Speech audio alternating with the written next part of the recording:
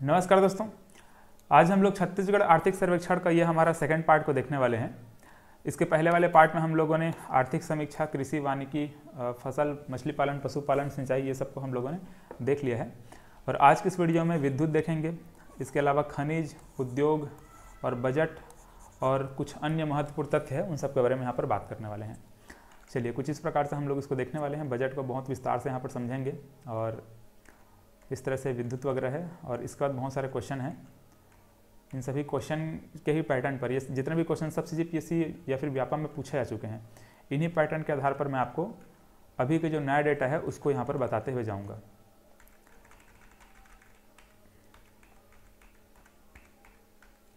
चलिए, इसका PDF आप लोग हमारे एप्लीकेशन से प्राप्त कर सकते हैं। एप्लीकेशन का लिंक इस वीडियो के डिस्क्रिप्शन में है, तो वहाँ पर आप लोग इसका PDF प्राप्त कर सकते हैं। और इसके अलावा CGPSC प्री का अभी मेगा टेस्ट रखा जा रहा है 15 जनवरी से। 15 जनवरी 2024 से लेकर के 8 फरवरी 2024 तक के टोटल 6 टेस्ट इसमें रखे गए हैं।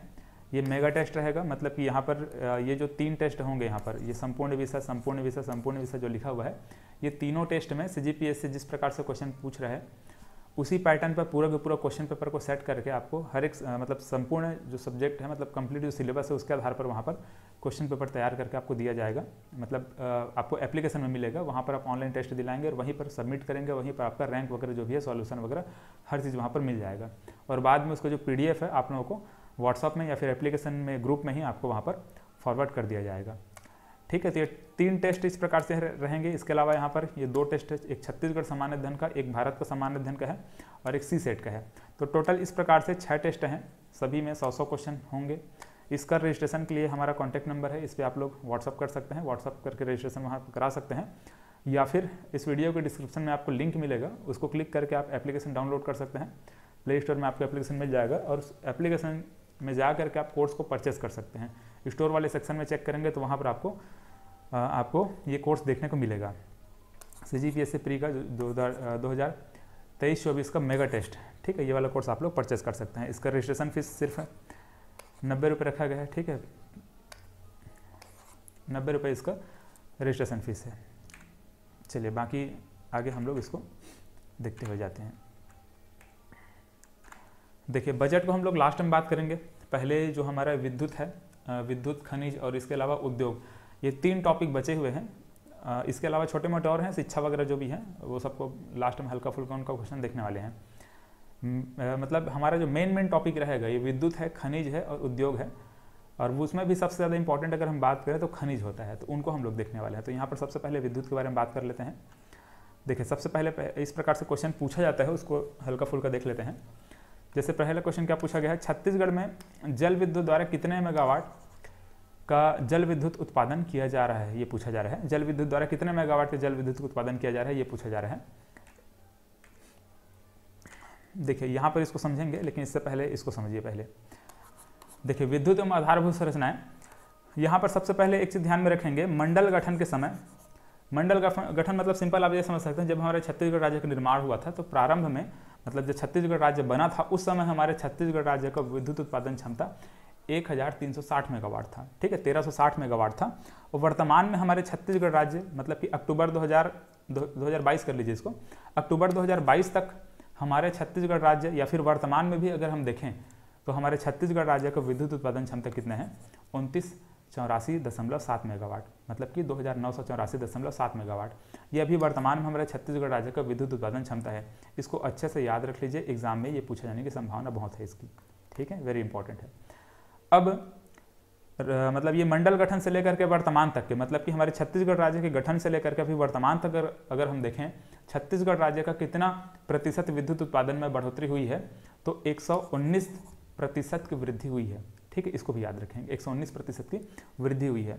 विद्युतीकृत जो ग्राम है उसकी अगर बात करेंगे, देखो हमारे छत्तीसगढ़ में कुल ग्रामों की संख्या 2011 की जनगणना के आधार पर ये 19,567 हमको देखने को मिलता है।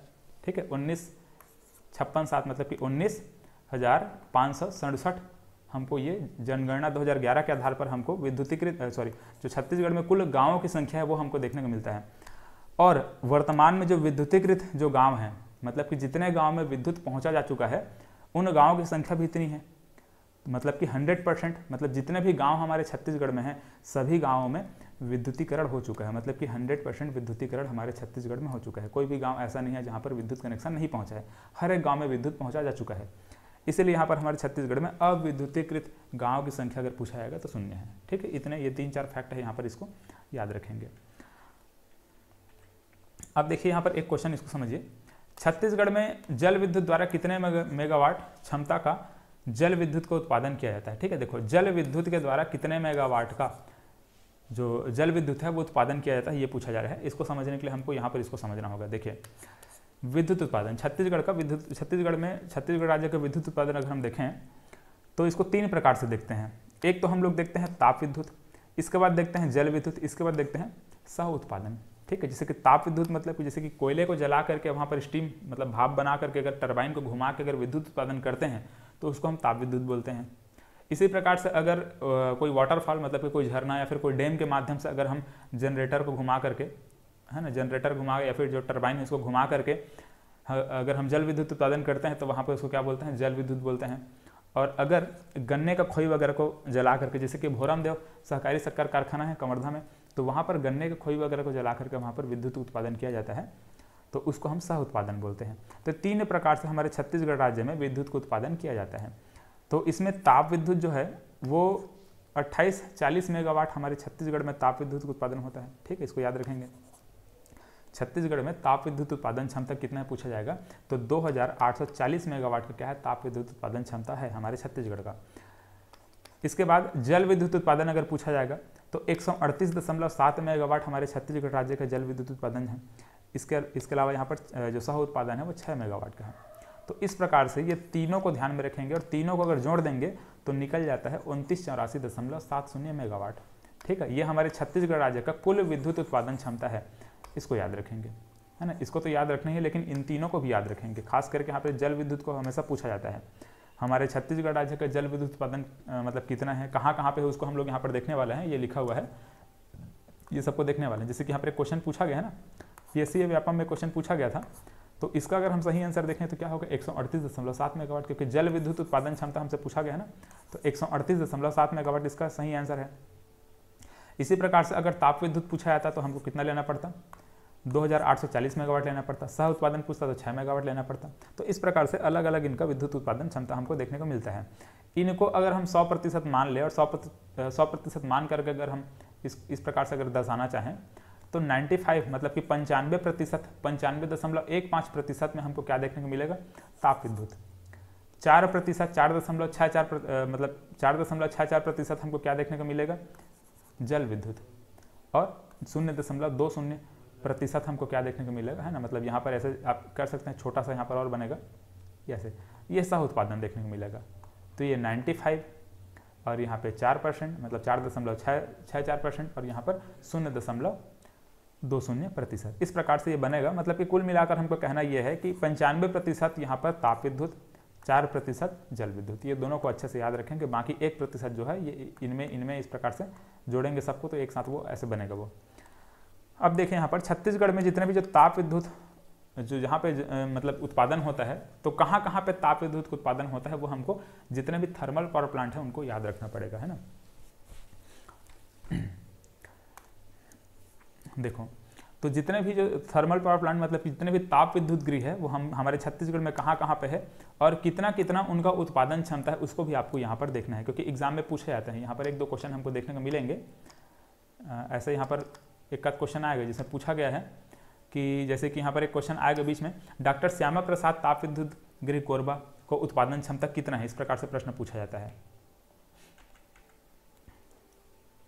ना।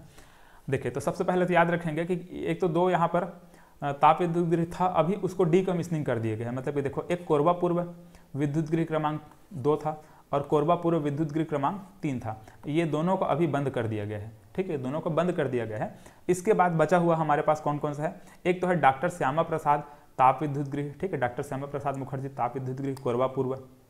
ठीक है, ये है। इसका उत्पादन क्षमता कितना है? 500 मेगावाट है। यहाँ पर 2 यूनिट लगा हुआ है 250 मेगावाट का। ठीक है, 2 यूनिट 250 मेगावाट का लगा है, मतलब कुल मिलाकर कितना है? 500 मेगावाट यहाँ का उत्पादन क्षमता है।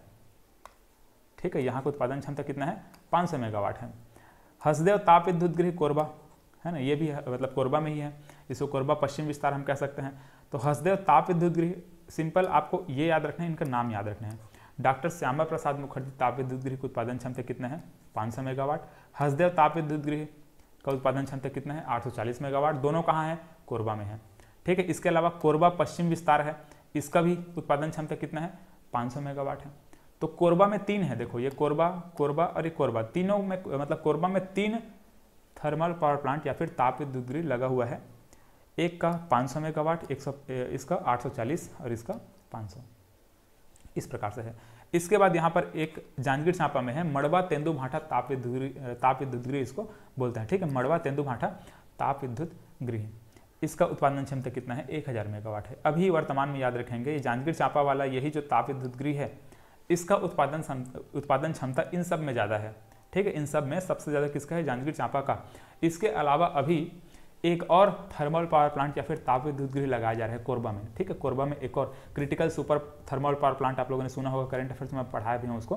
तो उसका उत्पादन क्षमता जहाँ तक मैं याद कर पा रहा हूँ 1380 मेगावाट उसका उत्पादन क्षमता है। एक बार करंट अफेयर्स वाले वीडियो में जाकर देख लीजिएगा, या फिर उसको PDF में आप लोगों को जो शेयर किया हूँ उसमें देख लीजिएगा।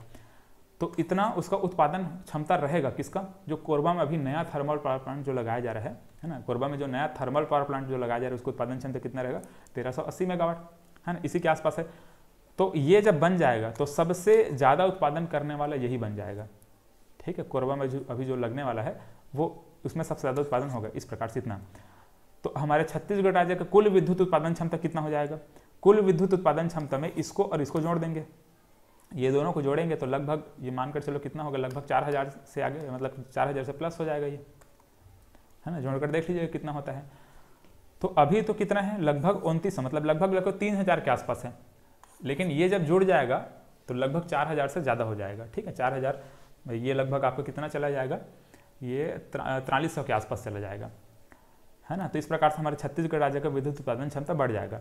इसका देखिए मिनी माता, देखो अब यहाँ पर जल विद्युत उत्पादन क्षमता, ये जो 138.7 मेगावाट आप लोगों ने देखा ना, इसमें हम लोग कौन कौन सा देखते हैं यहाँ पर, एक तो मिनी माता हसदेव जल विद्युत गृह देखते हैं 120 मेगावाट का, ये कोरबा में है, ठीक है। मिनी माता जल विद्युत गृह कहाँ है, कोरबा में है, जो हसदेव नदी में है वो। इसके अलावा गंगरेल जल विद्युत गृह धमतरी में है, ठीक है, ध्यान रखिएगा धमतरी में है ना। गंगरेल जल विद्युत गृह, इसमें होता है 10 मेगावाट का उत्पादन, ठीक है। इसमें हम लोग कितना देखा, 120 मेगावाट का देखा था मिनी माता में, और गंगरेल में कितना देखा, 10 मेगावाट का, है ना। गंगरेल में 10 मेगावाट का, मिनी माता में 120 मेगावाट का, और सीकासार जल विद्युत गृह ये गरियाबंद में है, ठीक है। यहाँ से होता है 7 मेगावाट का। इसके अलावा लघु जल विद्युत गृह कोरबा पश्चिम विस्तार, मतलब कोरबा पश्चिम, इसमें होता है 1.70 मेगावाट, ठीक है। तो सबको अगर हम जोड़ देंगे तो कितना आएगा, 138.7 मेगावाट का कुल जल विद्युत उत्पादन क्षमता हमारे छत्तीसगढ़ राज्य का आ जाएगा, ठीक है। तो कहाँ कहाँ है, एक तो कोरबा में है मिनी माता हसदेव, एक तो मतलब धमतरी में है गंगरेल जल विद्युत गृह, सीकासार गरियाबंद में है, और लघु जल विद्युत गृह कोरबा में, मतलब कोरबा में 2 है, ये कोरबा में 2 है, एक धमतरी में है, गरियाबंद में है। इस प्रकार से ये सबको देख लेंगे। इसके अलावा यहाँ पर भोरामदेव सह विद्युत उत्पादन क्षमता कवर्धा में 6 मेगावाट का यहाँ से उत्पादन होता है ना। ये मैंने समझाया आपको, ये सह उत्पादन गन्ने की खोई वगैरह को जलाकर जो उत्पादन किया जाता है। तो इस प्रकार से सब का है, मतलब कितना कितना उत्पादन क्षमता इन सब का है उसको हम लोगों ने देखा। अब देखिए कुछ क्वेश्चन और यहाँ पर देखते हैं।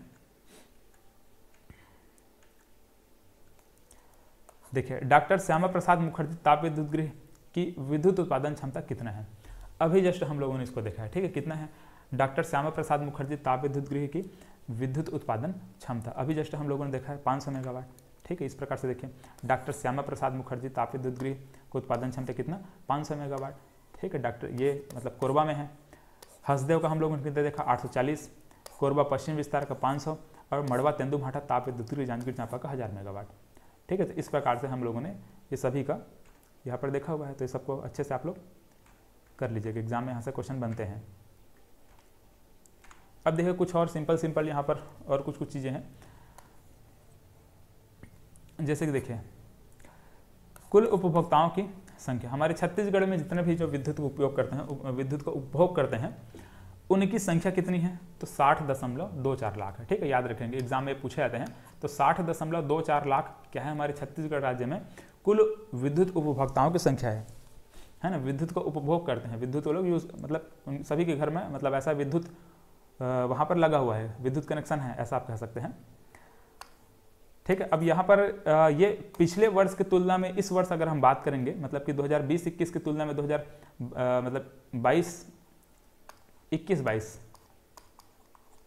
21-22 में अगर हम देखेंगे तो ये 1.03% की वृद्धि हुई है। ठीक है, हम ऐसा कह सकते हैं, मतलब पिछले वर्ष की तुलना में इस वर्ष का जो डेटा हमारे पास जो आया है उसमें क्या हुई है, 1% की वृद्धि हुई है, ऐसे हम इसको कह सकते हैं। ठीक है, 1.02% वृद्धि हुई है।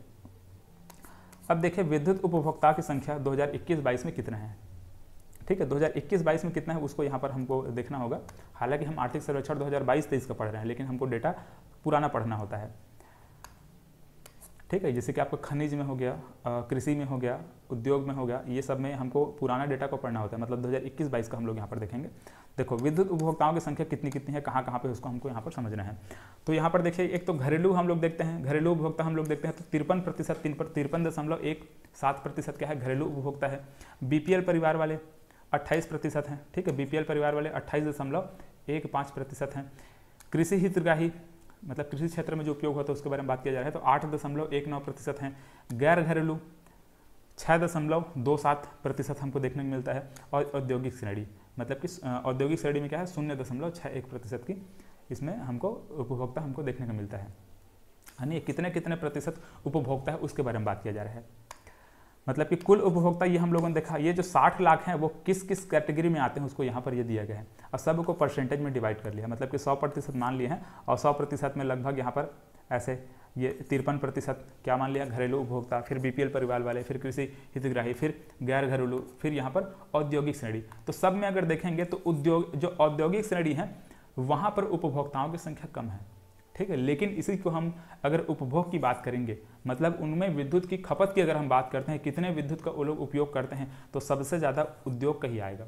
ठीक है, सबसे ज़्यादा किसका आ जाएगा, उद्योग का आएगा।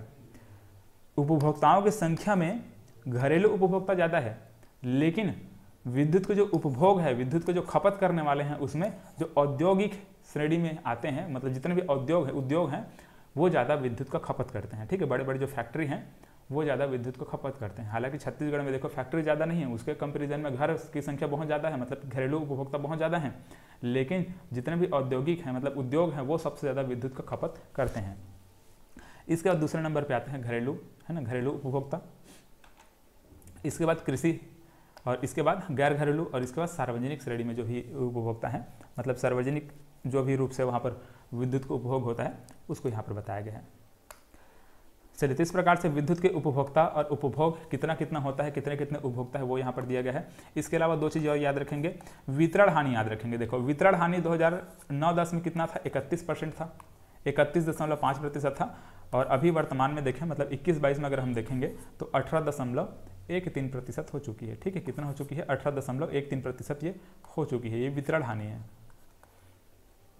है ना, विद्युत वितरण हानि है। मतलब कि देखो पहले विद्युत जब वितरण होता, मतलब पहले जब विद्युत कनेक्शन घर में सब पहले लगा होता था तो वहाँ पर विद्युत का हानि बहुत ज़्यादा होता था। मतलब कि विद्युत को यहाँ से वहाँ ट्रांसफ़र करने में जो हानि होता था वो बहुत ज़्यादा था, है ना।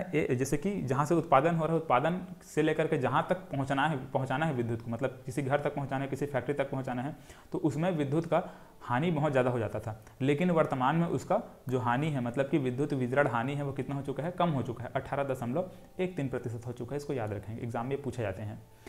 इसके अलावा याद रखेंगे राज्य विद्युत मंडल का गठन कब हुआ था। राज्य विद्युत मंडल का गठन कब हुआ था, 15 नवंबर 2000 को इसका गठन हुआ था।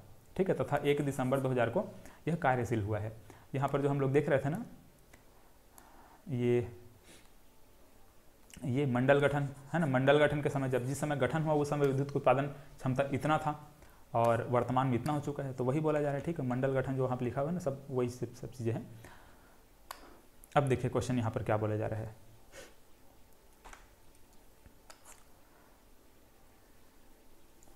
छत्तीसगढ़ राज्य की स्वयं की विद्युत उत्पादन कुल क्षमता वर्ष 2022 तक कितना था। मतलब कि छत्तीसगढ़ राज्य का कुल विद्युत उत्पादन क्षमता कितना है ये पूछा जा रहा है ना, 2022 तक कितना है ये पूछा जा रहा है। और अभी हम देखें कितना, 2984 मेगावाट, जिसमें ताप विद्युत का 2840, जल विद्युत का 138.7 और 6 मेगावाट सह उत्पादन क्षमता। इस प्रकार से देखें, सबको जोड़ देंगे कितना आ जाएगा 2984.7 मेगावाट। छत्तीसगढ़ राज्य क्या है, विद्युत उत्पादन क्षमता है। वर्तमान में छत्तीसगढ़ में कुल विद्युतीकृत ग्रामों की संख्या कितनी है, ठीक है, कितने गांव ऐसे हैं जहां पर विद्युत का कनेक्शन हमारे छत्तीसगढ़ में पहुंचा जा चुका है। अभी जस्ट हम लोगों ने इसको देखा था, ठीक है, जैसे यहाँ पर देखो विद्युतीकृत ग्रामों की संख्या, जितने गांव हैं 2011 की जनगणना के आधार पर उन सभी गाँवों में यहाँ पर विद्युत कनेक्शन पहुँचाया जा चुका है। ठीक है, इसका आंसर क्या रहेगा, ये बी ऑप्शन, ठीक है, 19,567, 19,567। अविद्युतीकृत गाँव 0 रहेगा। प्रदेश में बीपीएल परिवारों को कितना यूनिट बिजली मुफ्त में दी जाती है। ठीक है, इसको याद रखेंगे, इसको फिलहाल मैंने ऐसे उधर नहीं देखा है, 30 यूनिट को याद रखेंगे। ठीक है, बीपीएल परिवार को कितना यूनिट बिजली फ्री में दी जाती है, तो 30 यूनिट की बिजली फ्री में दी जाती है। ठीक है, जितने भी बीपीएल परिवार हैं उनको। इसको हम लोगों ने देख लिया। डॉक्टर श्यामा प्रसाद मुखर्जी ताप विद्युत गृह की उत्पादन क्षमता कितना है इसका, 500 मेगावाट। अभी जस्ट हम लोगों ने देखा था ये। इसका देखिए 6वां क्वेश्चन, छत्तीसगढ़ में विद्युत उत्पादन क्षमता में ताप विद्युत का हिस्सा कितना प्रतिशत है, ये पूछा जा रहा है। ताप विद्युत का हिस्सा कितना प्रतिशत है, तो हम लोगों ने क्या देखा, ताप विद्युत का 95%, 4% यहाँ पर जल विद्युत का और 0.20% क्या सह उत्पादन का। ठीक है, तो 95% यहाँ पर ये 95.15% किसका है, ताप विद्युत का है, ताप विद्युत का। 6वां देखिए, छत्तीसगढ़ राज्य में निम्न में से कौन सा सबसे पुराना विद्युत उत्पादन प्लांट है। अब इन सब में सबसे पुराना कौन सा है। ठीक है, फिलहाल तो इसका आंसर नीचे में लिखा हुआ है, तो इसको देख के आप समझ गए होंगे, है ना। इसका सही आंसर क्या है, कोरबा पूर्व। ठीक है, कोरबा पूर्व प्रथम है। इसका जो उत्पादन मतलब कि इसका गठन कब किया गया था, ये कब बना था, तो 1958 में याद रखेंगे। ठीक है, कोरबा पूर्व ये कब बना था, 1958 में। 8वां क्वेश्चन, वर्ष 2022-23 में, अब देखो ये आर्थिक सर्वेक्षण 2022-23 के आधार पर ये बताया जा रहा है ना, तो वर्ष 2022-23 में छत्तीसगढ़ राज्य के सकल घरेलू उत्पाद में खनन एवं उत्खनन का हिस्सा क्या अनुमानित है। अब यहाँ से हमारा खनिज का टॉपिक शुरू हो जाता है।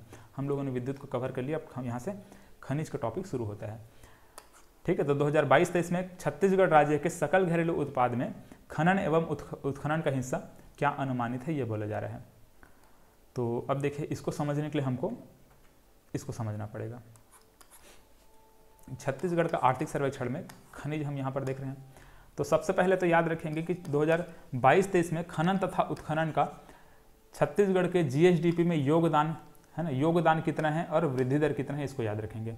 हम लोगों ने पिछला जो वीडियो है उसमें बहुत सारे क्षेत्र का, कृषि का, वानिकी का, कृषि वानिकी, फसल मछली पालन, पशुपालन, सब का हम लोगों ने क्या देखा हुआ है, कितना प्रतिशत योगदान है, कितना प्रतिशत वृद्धि दर है, ये सब चीज़ को हम लोगों ने देखा है। किसमें देखा है, छत्तीसगढ़ के जीएसडीपी में कितना प्रतिशत योगदान है, कितना प्रतिशत वृद्धि दर है, इन सबको, ये सब चीज़ों को हम लोगों ने देख लिया। तो इसी प्रकार से यहाँ पर खनन तथा उत्खनन का छत्तीसगढ़ के जीएसडीपी में कितना प्रतिशत योगदान है, तो 10.75% याद रखेंगे। इसी प्रकार से वृद्धि दर पूछा जाएगा तो 10.74% वृद्धि दर है।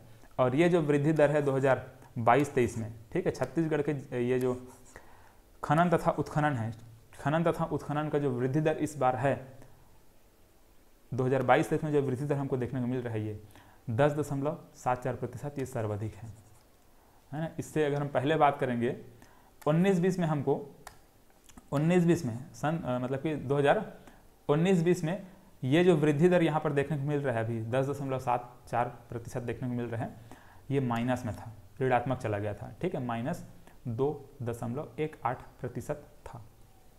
ठीक है, इसको याद रखेंगे, इसको भी एग्जाम में पूछे जा सकते हैं। ऋणात्मक कब था, तो 2019-20 में क्या था, ऋणात्मक था। खनन तथा उत्खनन का जो वृद्धि दर है वो 2019-20 में क्या था, ऋणात्मक था, -2.18% थी। ठीक है, इतना याद रखेंगे। चलिए अब देखो यहाँ पर जो योगदान हम लोगों ने देखा छत्तीसगढ़ के जीएसडीपी में ये जो खनन तथा उत्खनन है इसका योगदान कितना है, 10.75% हम लोगों ने देखा।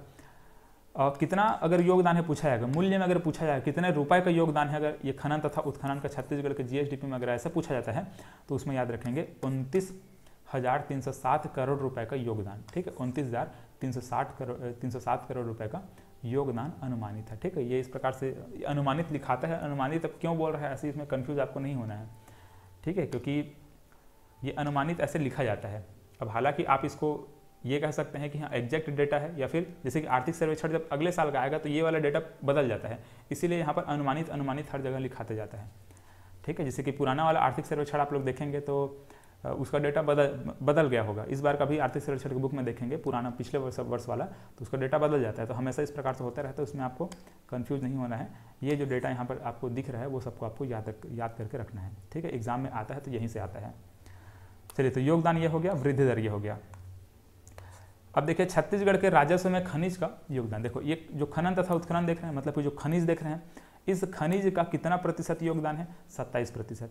छत्तीसगढ़ का जो राजस्व है, छत्तीसगढ़ को जो राजस्व प्राप्त होता है ना, कुल राजस्व जो छत्तीसगढ़ को प्राप्त होता है, उस राजस्व में खनन तथा उत्खनन या फिर खनिज का योगदान कितना प्रतिशत है? 27%। याद रखेंगे। ठीक है, एग्जाम में ये बहुत बार पूछा जाता है, अच्छे से इसको दिमाग में बिठा लेंगे। अब देखिए 2021-22 में भारत के उत्पादित खनिज मूल्य में छत्तीसगढ़ का योगदान 17.34% है। ठीक है, इसी को हम उत्पादन मूल्य के नाम से भी जानते हैं। इसका मतलब ये है कि खनिज, देखो हमारे भारत देश में खनिज का उत्पादन होता है, बहुत सारे राज्य हैं। ठीक है, मतलब 28 राज्य हैं और 8 केंद्र शासित प्रदेश हैं। तो सभी राज्यों को अगर हम मिला दें, सभी राज्य में जैसे कि जहाँ जहाँ पर जो भी खनिज उत्पादन हो रहा है, उन सभी खनिज के उत्पादन के द्वारा जितने भी मूल्य हमारे भारत सरकार को जो प्राप्त होता है, उसमें हमारा जो छत्तीसगढ़ है उसका योगदान कितना है? तो 17% है, 17.34% है। मतलब पूरे भारत को, मतलब हमारे भारत देश को खनिज से जितना भी आय प्राप्त होता है, उसमें हमारे छत्तीसगढ़ का, मतलब भारत को जितना भी खनिज आय प्राप्त होता है, खनिज से जितना भी आय प्राप्त होता है, उसमें हमारे छत्तीसगढ़ का योगदान कितना है? 17.34% है। ठीक है, ध्यान में रखेंगे। भारत के उत्पादित खनिज मूल्य, मतलब कि भारत को जो खनिज से जो आय प्राप्त होता है, उसमें हमारे छत्तीसगढ़ का योगदान इतना प्रतिशत है। मतलब हमारे छत्तीसगढ़ से ये 17% का हम योगदान करते हैं, ऐसा है। ठीक है, चलो इसको याद रखेंगे, एग्जाम में ये बहुत बार पूछा जाता है। इसके अलावा याद रखेंगे 2021-22 में छत्तीसगढ़ को खनिज से प्राप्त राजस्व कितना है? ठीक है, खनिज से कितना राजस्व प्राप्त हुआ है? तो ये कितना हुआ है? 12,305.38 करोड़ रुपए का खनिज से राजस्व प्राप्त हुआ है। हमारे छत्तीसगढ़ को 2021-22 में 12,308.38 करोड़ रुपए का खनिज से राजस्व प्राप्त हुआ है। ठीक है, खनिज राजस्व हमारे छत्तीसगढ़ कितना है? इतना है, ऐसे याद रखेंगे। अब देखिए, इसको समझिए।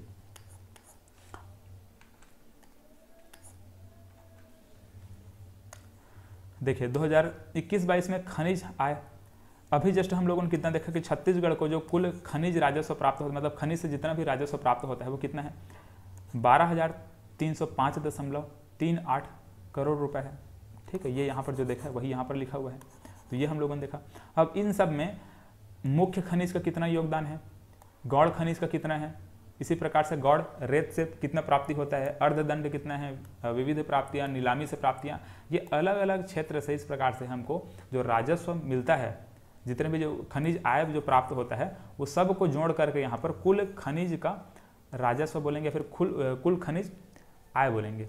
ठीक है, तो मतलब कुल खनिजों से जितना भी आय प्राप्त होता है वो यहाँ पर लिखा हुआ है, और इन सबको अलग अलग भागों में यहाँ पर बांटा गया। देखो यहाँ पर जैसे कि मुख्य खनिज से 7,320.35 करोड़ रुपए का आय किससे प्राप्त हुआ है? मुख्य खनिज से। ठीक है, मुख्य खनिज से 2021-22 में खनिज आय कितना प्राप्त हुआ है, मतलब कि मुख्य खनिज से आय कितना प्राप्त हुआ है? 7,320.35 करोड़ रुपए का आय प्राप्त हुआ है। इसी प्रकार से गौड़ खनिज, अब देखो यहाँ पर मुख्य खनिज क्या है और गौड़ खनिज क्या है, उसको आगे हम लोग मैं समझाऊंगा आपको। ठीक है, गौड़ खनिज से कितना प्राप्त हुआ है? 252.85 करोड़ रुपए का आय प्राप्त हुआ है। इसी प्रकार से रेत जो होता है, मतलब नदी से जो रेत निकालते हैं, उनसे प्राप्तियाँ यहाँ पर 14.74 लिखा है, लेकिन याद रखने की जरूरत नहीं, इसलिए मैं इसको ब्लर कर दिया हूँ, मतलब यहाँ पर ये फीका कर दिया हूँ, यहाँ पे लाइट कलर में लिख दिया हूँ। ये चारों कोई काम करनी है ना। अर्धदंड, विविध प्राप्तियाँ, नीलामी से प्राप्तियाँ, ये सबको याद रखने की जरूरत नहीं, आपको सिर्फ 2 चीज़ याद रखना है, एक तो मुख्य खनिज का और एक तो गौड़ खनिज का। ठीक है, गौड़ खनिज और मुख्य खनिज, ये 2 ही चीज़ का आपको याद रखना है। देखो अब मुख्य खनिज क्या होता है, गौड़ खनिज क्या होता है, आगे इसको हम लोग अभी समझेंगे। यहाँ पर मेन अभी याद रखना है इसको, कुल जो खनिज से जो आय प्राप्त हुआ है छत्तीसगढ़ को, वो इतना है, मतलब कि खनिज से प्राप्त जो राजस्व है या फिर जो आय है वो इतना करोड़ रुपए है। इसके अलावा ये गौड़ खनिज से और मुख्य खनिज से कितना कितना करोड़ रुपए का आय हमारे छत्तीसगढ़ राज्य को प्राप्त होगा, वो इस प्रकार से यहाँ पर लिखा हुआ है। अब यहाँ पर हम लोग देखेंगे मुख्य खनिज क्या है और गौड़ खनिज क्या है, ठीक है। उनका क्वेश्चन आगे हम लोग और देखने वाले हैं, बीच में क्वेश्चन भी आगे, उसको हम लोग डिस्कस करेंगे। देखो मुख्य खनिज और गौड़ खनिज, यहाँ पर क्वेश्चन क्या बोल रहे हैं, छत्तीसगढ़ में कौन सा खनिज प्रमुख खनिज नहीं है, ठीक है। प्रमुख खनिज मतलब कि मुख्य खनिज नहीं है पूछा जा रहा है। दिया है कोयला, लौह अयस्क, बॉक्साइट और ग्रेनाइट। इसका सही आंसर क्या है, ग्रेनाइट।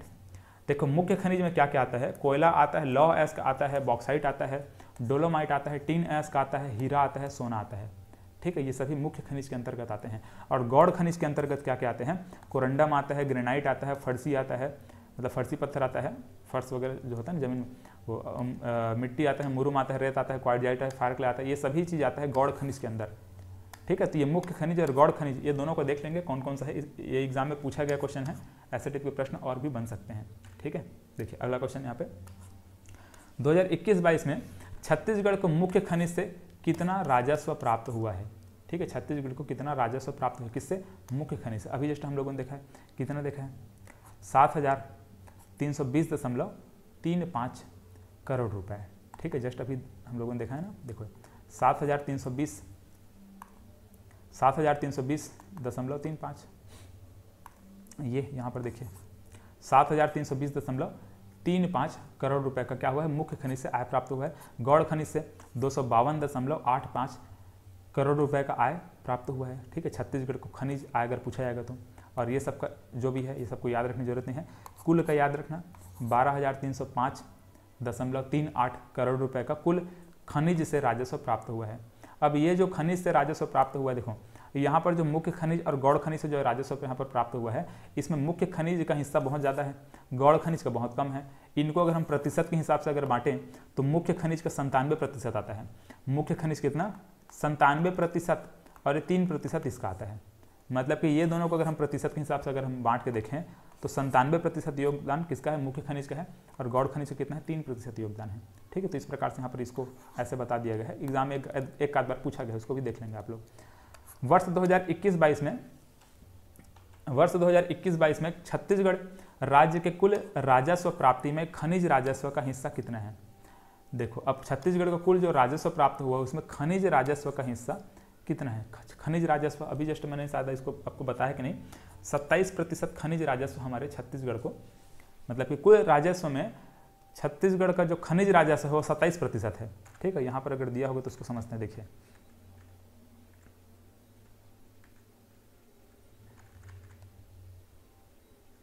देखो ये छत्तीसगढ़ के राजस्व में खनिज का योगदान कितना है, इतना है, ठीक है। मतलब छत्तीसगढ़ राज्य को जितना भी राजस्व प्राप्त होता है उसमें खनिज का योगदान कितना है, खनिज राजस्व का योगदान कितना है, 27% है, ठीक है। तो 27% याद रखेंगे। इसका देखिए 12वां क्वेश्चन, छत्तीसगढ़ में वर्ष 2021-22 में गौड़ खनिजों का उत्पादन मूल्य कितना था। अभी जस्ट हम लोगों ने इसको देख लिया है, 252.85 करोड़ रुपए गौड़ खनिज का क्या था, उत्पादन मूल्य था।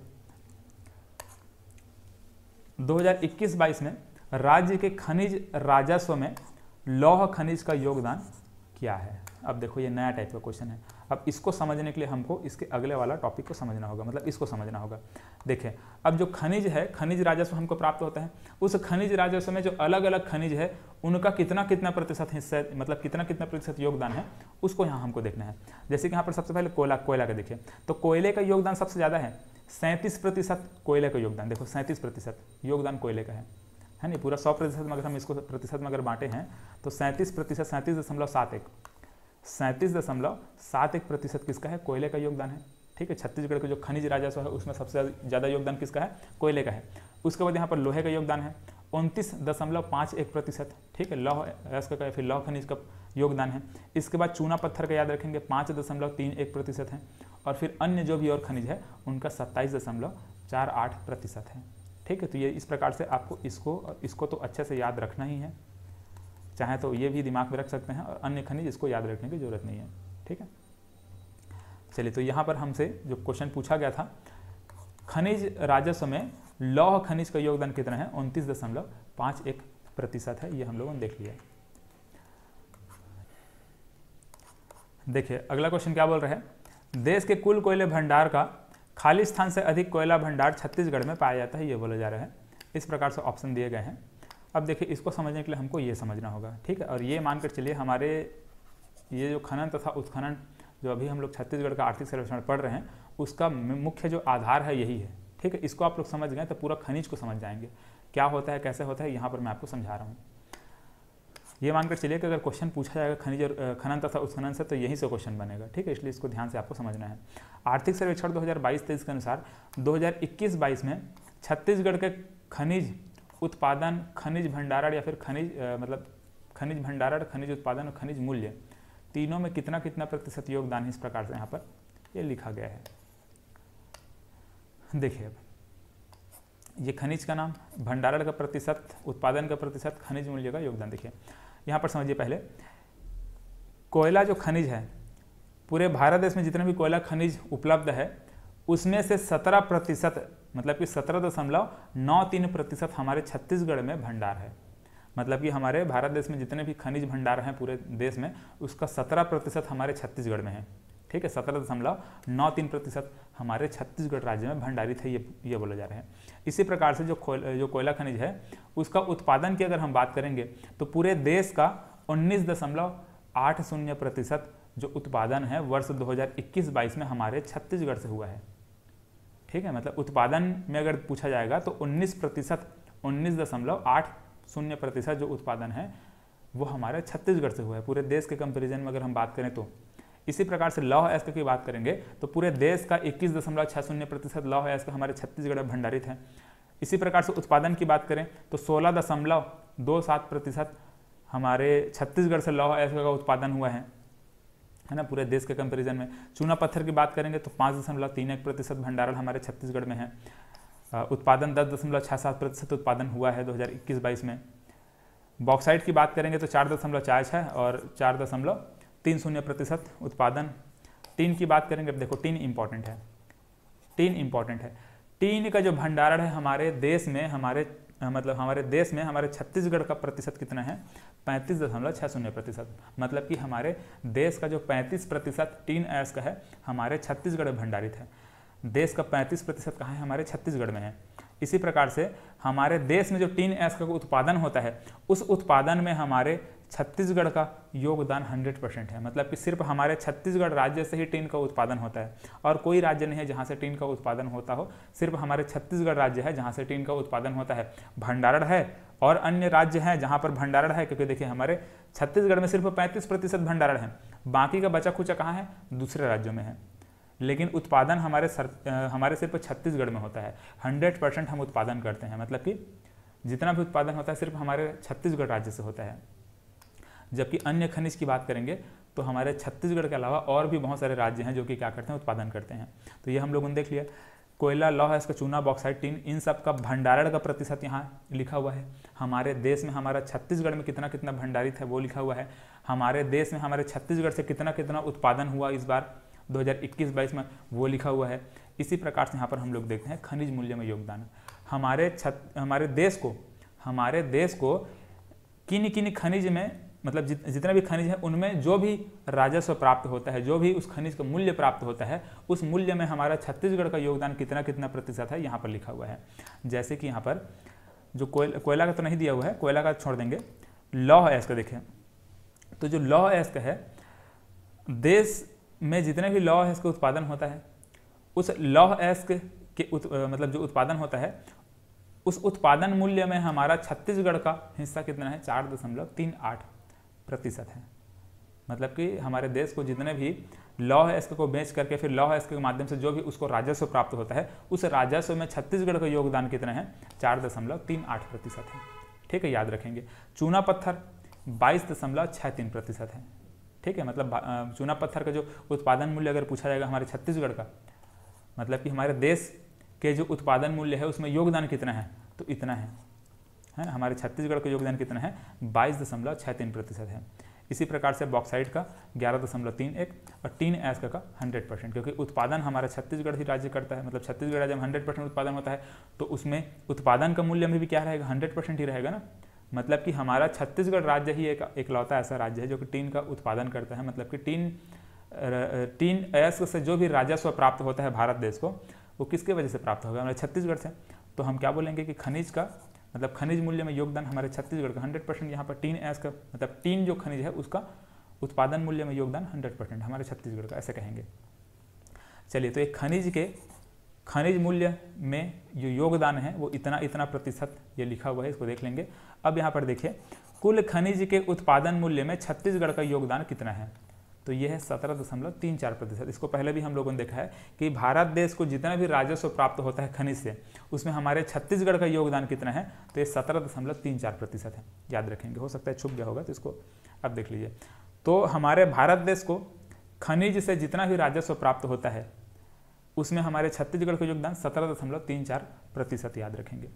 तो इस प्रकार से है ये खनिज मूल्य में योगदान, ये उत्पादन कितना कितना प्रतिशत है हमारे छत्तीसगढ़ से देश के कंपैरिजन में, और यहाँ पर भंडारण कितना कितना प्रतिशत हमारे छत्तीसगढ़ में है, कौन कौन से खनिज का, वो लिखा हुआ है। इसको अच्छे से आप लोग पढ़ लीजिएगा। अब देखिए, इसके बाद यहाँ पर नोट लिखा हुआ है, देश का 11.0% डोलोमाइट हमारे छत्तीसगढ़ में भंडारित है, 4.10% हमारे छत्तीसगढ़ में हीरा भंडारित है, और 0.84% स्वर्ण अयस्क का हमारे छत्तीसगढ़ में भंडारित है। तो 3 अयस्क के बारे में और यहाँ पर बात किया जा रहा है, कौन कौन सा, डोलोमाइट के बारे में, हीरा के बारे में और स्वर्ण अयस्क के बारे में। इन सब का इतना इतना प्रतिशत भंडारण हमारे छत्तीसगढ़ राज्य में है। ठीक है, पूरे देश के कंपेरिजन में हमारे छत्तीसगढ़ में इतना इतना प्रतिशत भंडारित है, इस प्रकार से यहाँ पर ये बोला जा रहा है। चलिए, अब इसके बाद देखिए, अच्छा इसका आंसर क्या होगा ये वाला क्वेश्चन का, देश के कुल कोयले भंडार, एक मिनट, देश के कुल कोयले भंडार का खाली स्थान से अधिक कोयला भंडार हमारे छत्तीसगढ़ में है। कितना है, अभी हमने कितना देखा है, 16.93 या फिर 17.93 या 18 या 20, कितना देखा है, ये 16 या 17 में से कोई एक है ना, कितना है, 17। देखो ये कोयले का जो भंडारण है कितना है, 17.93%, ये ठीक है, मैं 16 बोल दिया था जहाँ तक, ये 17 है। ठीक है, ध्यान में रखेंगे इसको। तो देश के कुल कोयले भंडार का 17.93% से अधिक कोयला भंडार हमारे छत्तीसगढ़ में है। ठीक है, देश का लगभग 18% जो कोयला है हमारे छत्तीसगढ़ में, ऐसे आप कह सकते हैं 17.93%। अगला क्वेश्चन यहाँ पर देखिए, आर्थिक सर्वेक्षण 2022-23 के अनुसार हीरा के भंडार की दृष्टि से देश में छत्तीसगढ़ का योगदान कितना है। अभी जस्ट हम लोगों ने देखा है कि 4.1% क्या है हमारे छत्तीसगढ़ में हीरा भंडारित है। यहाँ पर देखिए, ये 4.10% हीरा है ना। अगला क्वेश्चन देखिए, वर्ष 2021-22 में, देखो यहाँ पर अब कंफ्यूज नहीं होना है। देखो यहाँ पर क्या लिखा हुआ था, आर्थिक सर्वेक्षण 2022-23 लिखा हुआ है, लेकिन यहाँ पर वर्ष 2021-22 लिखा है, कंफ्यूज नहीं होना है। आर्थिक सर्वेक्षण 2022-23 में ही है ना, ये आर्थिक सर्वेक्षण 2022-23 में ही हम क्या देखते हैं, जो डेटा है 1 साल पुराना वाला देखते हैं। मतलब कि जो भी हम खनिज के बारे में बात करेंगे, कृषि के बारे में बात करेंगे, वो 2021-22 के बारे में बात करेंगे। आर्थिक सर्वेक्षण 2022-23 है, लेकिन जो डेटा है वो कब का है, 2021-22 का डेटा है ना। ऐसा टाइप का हम इसको पढ़ते हैं, तो इसमें कंफ्यूज आपको नहीं होना है ना कि ये किस टाइप से हो रहा है, ऐसा टाइप का आपको दिमाग में नहीं। देखो क्या बोल रही है, वर्ष 2021-22 में देश के कोयले के कुल उत्पादन में छत्तीसगढ़ का हिस्सा कितना है। अब देखो, कोयला का उत्पादन के बारे में बात किया जा रहा है। ठीक है, तो ये हम लोगों ने कितना देखा था, 19.80%। ठीक है, ये हम लोगों ने इतना ही देखा। देखो, कोयले का उत्पादन के बारे में बात कर रहे हैं, तो 19.80% ये हम लोगों ने देखा। ठीक है, ध्यान में रखेंगे। 17% क्या है, भंडारण है, उत्पादन है 19%। लौह अयस्क के बारे में बात किया जाएगा तो 21% भंडारण है, उत्पादन होता है 16.27%। अब देखिए, छत्तीसगढ़ के मुख्य खनिज के रॉयल्टी दर का सही क्रम। अब देखो यहाँ पर 3 चीज हम लोग देखने वाले हैं। एक तो रॉयल्टी दर देखने वाले हैं, जितने भी खनिज है उनका रॉयल्टी दर में कौन कौन सा, मतलब उसका सीक्वेंस देखने वाले हैं, किसका रॉयल्टी दर ज़्यादा है, किसका रॉयल्टी दर कम है। रॉयल्टी दर मतलब कि उस खनिज का कितना महत्व है, कितना मूल्य है, कितने रुपए में हो जाता है, उसके हिसाब से बात करें। हालांकि सबका रॉयल्टी दर वहाँ पर लिखा हुआ है, पर केजी कितना कितना उनका रॉयल्टी दर है, लिखा हुआ था बुक में, लेकिन मैं यहाँ पर नहीं लिखा हूँ। वो एग्जाम में नहीं पूछा जाएगा कितना रुपया है उसका रॉयल्टी दर, से नहीं पूछा जाएगा। ये पूछा जाता है कि सबसे अधिक रॉयल्टी दर किसका होता है, लौह अयस्क का होता है। उसके बाद पूछा जाता है कि रॉयल्टी दर को घटते क्रम में लिखो, मतलब इनके रॉयल्टी दर को इस प्रकार से घटते क्रम में लिखो बोला जाएगा। तो सबसे ज़्यादा मैंने बोला किसका रहता है, लौह अयस्क का। लौह अयस्क को बेचोगे 1 किलो तो उसका ज़्यादा मतलब ज़्यादा मूल्य में जाएगा। उसके बाद दूसरे नंबर पर आता है कोयला, तीसरे नंबर पे आता है बॉक्साइट, फिर चौथे नंबर पे आता है चूना पत्थर, फिर डोलोमाइट। तो इस प्रकार से इसका रॉयल्टी दर का क्रम है, इसको याद रखेंगे, है ना। ऐसा इन्हीं सब को पूछा जाता है, ये जो है ना इन्हीं सब का एग्जाम में पूछा जाता है, तो इसको ऐसे ही याद रखेंगे सीक्वेंस में घटते क्रम में से। इसके अलावा भंडारण और उत्पादन भी पूछा जाएगा। भंडारण उत्पादन में सबसे ज़्यादा किसका, कोयला का है, फिर चूना का है, फिर लौह अयस्क का, फिर बॉक्साइट का, फिर टीन का। मतलब कि इनमें अगर उत्पादन और भंडारण अगर पूछा जाएगा क्रम में बताओ ऐसे बोल के, तो सबसे ज़्यादा उत्पादन या फिर भंडारण कोयले का होता है, फिर चूना पत्थर, फिर लौह अयस्क, फिर बॉक्साइट, फिर टीन। इस प्रकार से इसका सीक्वेंस है। इसका सही आंसर आप लोग बताओ। मुख्य खनिज के रॉयल्टी दर का सही क्रम घटते क्रम में बोल रहे हैं, लोहा, कोयला, बॉक्साइट, चूना। लोहा, कोयला, बॉक्साइट, चूना। ठीक है, सही आंसर क्या है, सी है। 18वां क्वेश्चन, छत्तीसगढ़ में निम्नलिखित में से खनिज भंडार उपलब्ध है, अधिकतम से न्यूनतम की ओर इसको हमको जमाना है। सबसे ज़्यादा भंडार किसका है, कोयले का है, फिर किसका है, चूने पत्थर का, फिर लौह अयस्क का है, फिर बॉक्साइट का है। ठीक है, यही सीक्वेंस हम लोगों ने देखा है ना, कोयला, चूना। देखो कोयला, चूना, लौह अयस्क, बॉक्साइट। ठीक है, भंडार पूछा गया था, भंडार हो या फिर उत्पादन हो, इसी क्रम में हम लोग देखते हैं उसको। तो इस प्रकार से इसका सही आंसर क्या हो जाएगा, ए। अब देखो कौन कौन सा खनिज कौन कौन से जिले में मिलता है, यहाँ पर लिखा हुआ है, इसको हम लोग अभी देखेंगे, लेकिन इससे पहले एक और क्वेश्चन देखिए। इस राज्य के निम्नलिखित में से किस स्थान में लौह अयस्क के सर्वाधिक विस्तृत भंडार है, यह बोला जा रहा है। देखो ये सभी क्षेत्र है जहाँ पर क्या मिलता है, लौह अयस्क हमको देखने को मिलता है। राव घाट में भी मिलता है ना, राव घाट छोटे डोंगर के आसपास भी कुछ मात्रा में मिलता है। बैलाडीला की पहाड़ी, राजघाट, ये राजघाट, ये क्या लिखा है, सॉरी राजहरा है, राजहरा की पहाड़ी। ठीक है, राजहरा की पहाड़ी। तो ये सभी जगह क्या मिलता है, लौह अयस्क मिलता है, लेकिन सबसे अधिक भंडार, सबसे विस्तृत भंडार कहाँ मिलता है, तो ये है बैलाडीला की पहाड़ी। दंतेवाड़ा में जो बैलाडीला की पहाड़ी है ना, वहाँ पर सबसे ज़्यादा क्या है, विस्तृत भंडार हमको लौह अयस्क का देखने को मिलता है। अब देखिए इसको समझ लेते हैं पहले। देखो खनिज कौन कौन से जिले में कितना कितना, मतलब कौन कौन से जिले में पाया जाता है, कौन कौन सा खनिज, यहाँ पर लिखा हुआ है। तो इसको मैं ये चार्ट को ना समझा करके मैं आप लोगों को, देखो ये एक तो ज़्यादा चेंज होता नहीं है, ठीक है, मतलब हर साल देखेंगे तो लगभग वही रहता है। तो जैसे कि यहाँ पर कोयला हम लोग जो खनिज देखते हैं कौन कौन से ज़िले में मिलता है, तो यहाँ पर सबसे मतलब यहाँ पर कहाँ मिलता है, यहाँ पर MCB, भरतपुर, मनेंद्रगढ़, चिरमिरी, कोरिया, सूरजपुर और बलरामपुर, सरगुजा, इसके अलावा यहाँ पर रायगढ़ और यहाँ पर कोरबा, ये सभी क्षेत्र में कोयला मिलता है। तो इस प्रकार से मैप में आप लोग उसको याद रखेंगे तो ज़्यादा समय तक याद रहेगा। इसको मैं सिंपल अगर चार्ट में समझाने की कोशिश करूँ तो नहीं समझ में आएगा, ठीक है, मैप में याद रखेंगे। बॉक्साइट कहाँ मिलता है, बॉक्साइट वहाँ मिलेगा जहाँ पे पाठ प्रदेश रहेगा, ठीक है, जहाँ पर क्या मिलेगा, जहाँ पर दक्कन ट्रैप का जो हिस्सा है वो रहेगा। देखो हम लोग जितने भी खनिज देखते हैं ना, उसके साथ ही साथ हम लोग क्या देखते हैं, जब मैं खनिज पढ़ाता हूँ या फिर भूगर्भीय संरचना वगैरह पढ़ाता हूँ, छत्तीसगढ़ का भूगर्भीय संरचना, तो वहाँ पर मैं जितने भी चट्टान है उसको पढ़ाता हूँ, कौन कौन से चट्टान में कौन कौन सा खनिज मिलता है ये मैं समझाता हूँ। तो कोयला जो खनिज है वो गोंडवाना क्रम की चट्टान में मिलता है। बॉक्साइट जो खनिज है वो जितने भी दक्कन ट्रैप वाला हिस्सा है वहाँ पर मिलता है। तो बॉक्साइट कहाँ मिलेगा, यहाँ पर जसपुर सामरी पाठ में। देखो यहाँ पर ये जसपुर है, यहाँ पर सामरी है, मतलब बलरामपुर है, यहाँ पर सामरी पाठ है, यहाँ पर लहसुन पाठ है, यहाँ पर जसपुर पाठ है, यहाँ पर मैन पाठ है। तो ये सभी जितने भी पाठ प्रदेश है वहाँ पर क्या मिलता है, बॉक्साइट खनिज मिलता है। यहाँ पर कवर्धा में क्या मिलता है, बॉक्साइट खनिज, मतलब कवर्धा में भी बॉक्साइट खनिज है, यहाँ पर भी बॉक्साइट खनिज, यहाँ पर भी बॉक्साइट खनिज, ये बॉक्साइट खनिज सब लिखा हुआ है, ठीक है, ऐसे है। इसका देखिए चूना पत्थर, चूना पत्थर ये वाले क्षेत्र में चूना पत्थर मिलता है कुड़प्पा क्रम के चट्टान में, ठीक है, कुड़प्पा क्रम का जो चट्टान होता है वहाँ पर चूना पत्थर और डोलोमाइट दो खनिज मिलता है। तो छत्तीसगढ़ का जो मैदानी क्षेत्र आप देखेंगे, ये वाला क्षेत्र मैदानी क्षेत्र, जैसे कि यहाँ पर जांजगीर चांपा हो गया, बलौदा बाजार हो गया, रायपुर हो गया, दुर्ग हो गया, बेमेतरा हो गया, बिलासपुर हो गया, ये सभी क्षेत्र में चूना पत्थर प्राप्त होता है, ठीक है, याद रखेंगे, इंपॉर्टेंट है।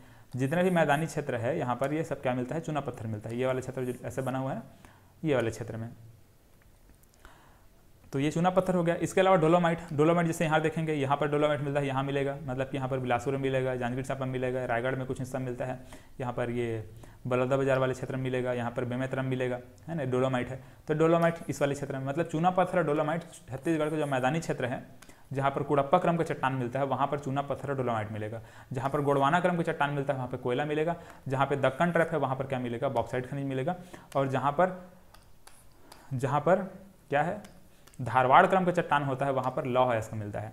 देखो ये लौह अयस्क, ये लौह अयस्क यहाँ पर है ना, यहाँ पर लौह अयस्क, ये लौह अयस्क है ना, ये बालोद जिला है, ये आपका कांकेर जिला है, ये नारायणपुर है, ये आपका दंतेवाड़ा है। तो सभी जिला का नाम यहाँ पर, मतलब सभी जिले में यहाँ पर लौह लौह लिखा है ना, मतलब वहाँ पर लौह अयस्क मिलता है। कौन कौन सा क्षेत्र है उसको याद रखने की जरूरत नहीं है, लेकिन हाँ छत्तीसगढ़ के जब जीएस आप लोग पढ़ेंगे, छत्तीसगढ़ का जब भूगोल आप लोग पढ़ेंगे, वहाँ पर उसको पढ़ना जरूरी है। मैं जिला दर्शन जो पढ़ाया हूँ वहाँ पर मैं एक एक क्षेत्र को बताया हूँ, कहाँ कहाँ पर कौन कौन सा क्षेत्र है जहाँ पर लौह अयस्क मिलता है। जिला दर्शन में आप जा करके उसको देख सकते हैं। तो ये सभी लौह अयस्क जो कि धारवाड़ क्रम की चट्टान में मिलता है।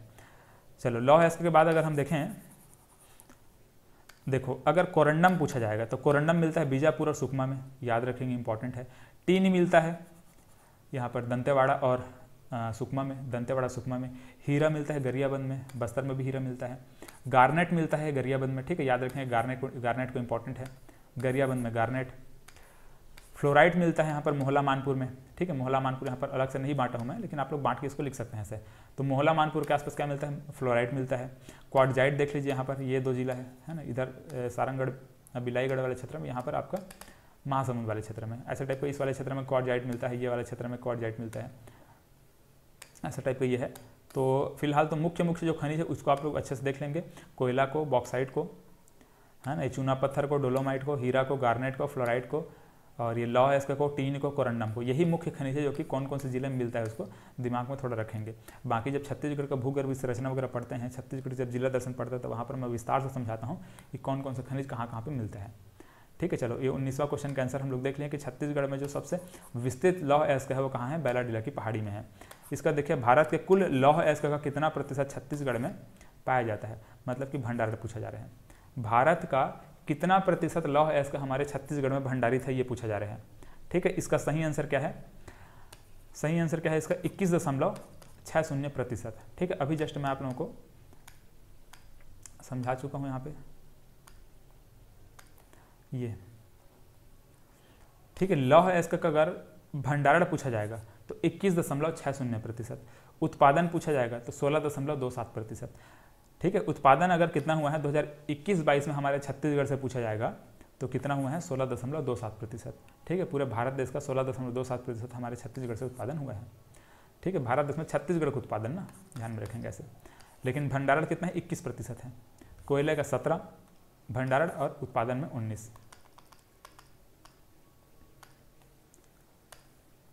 ठीक है, तो लौह अयस्क क्या पूछा गया था हमको, भंडारण पूछा गया था, कितना है 21.60%।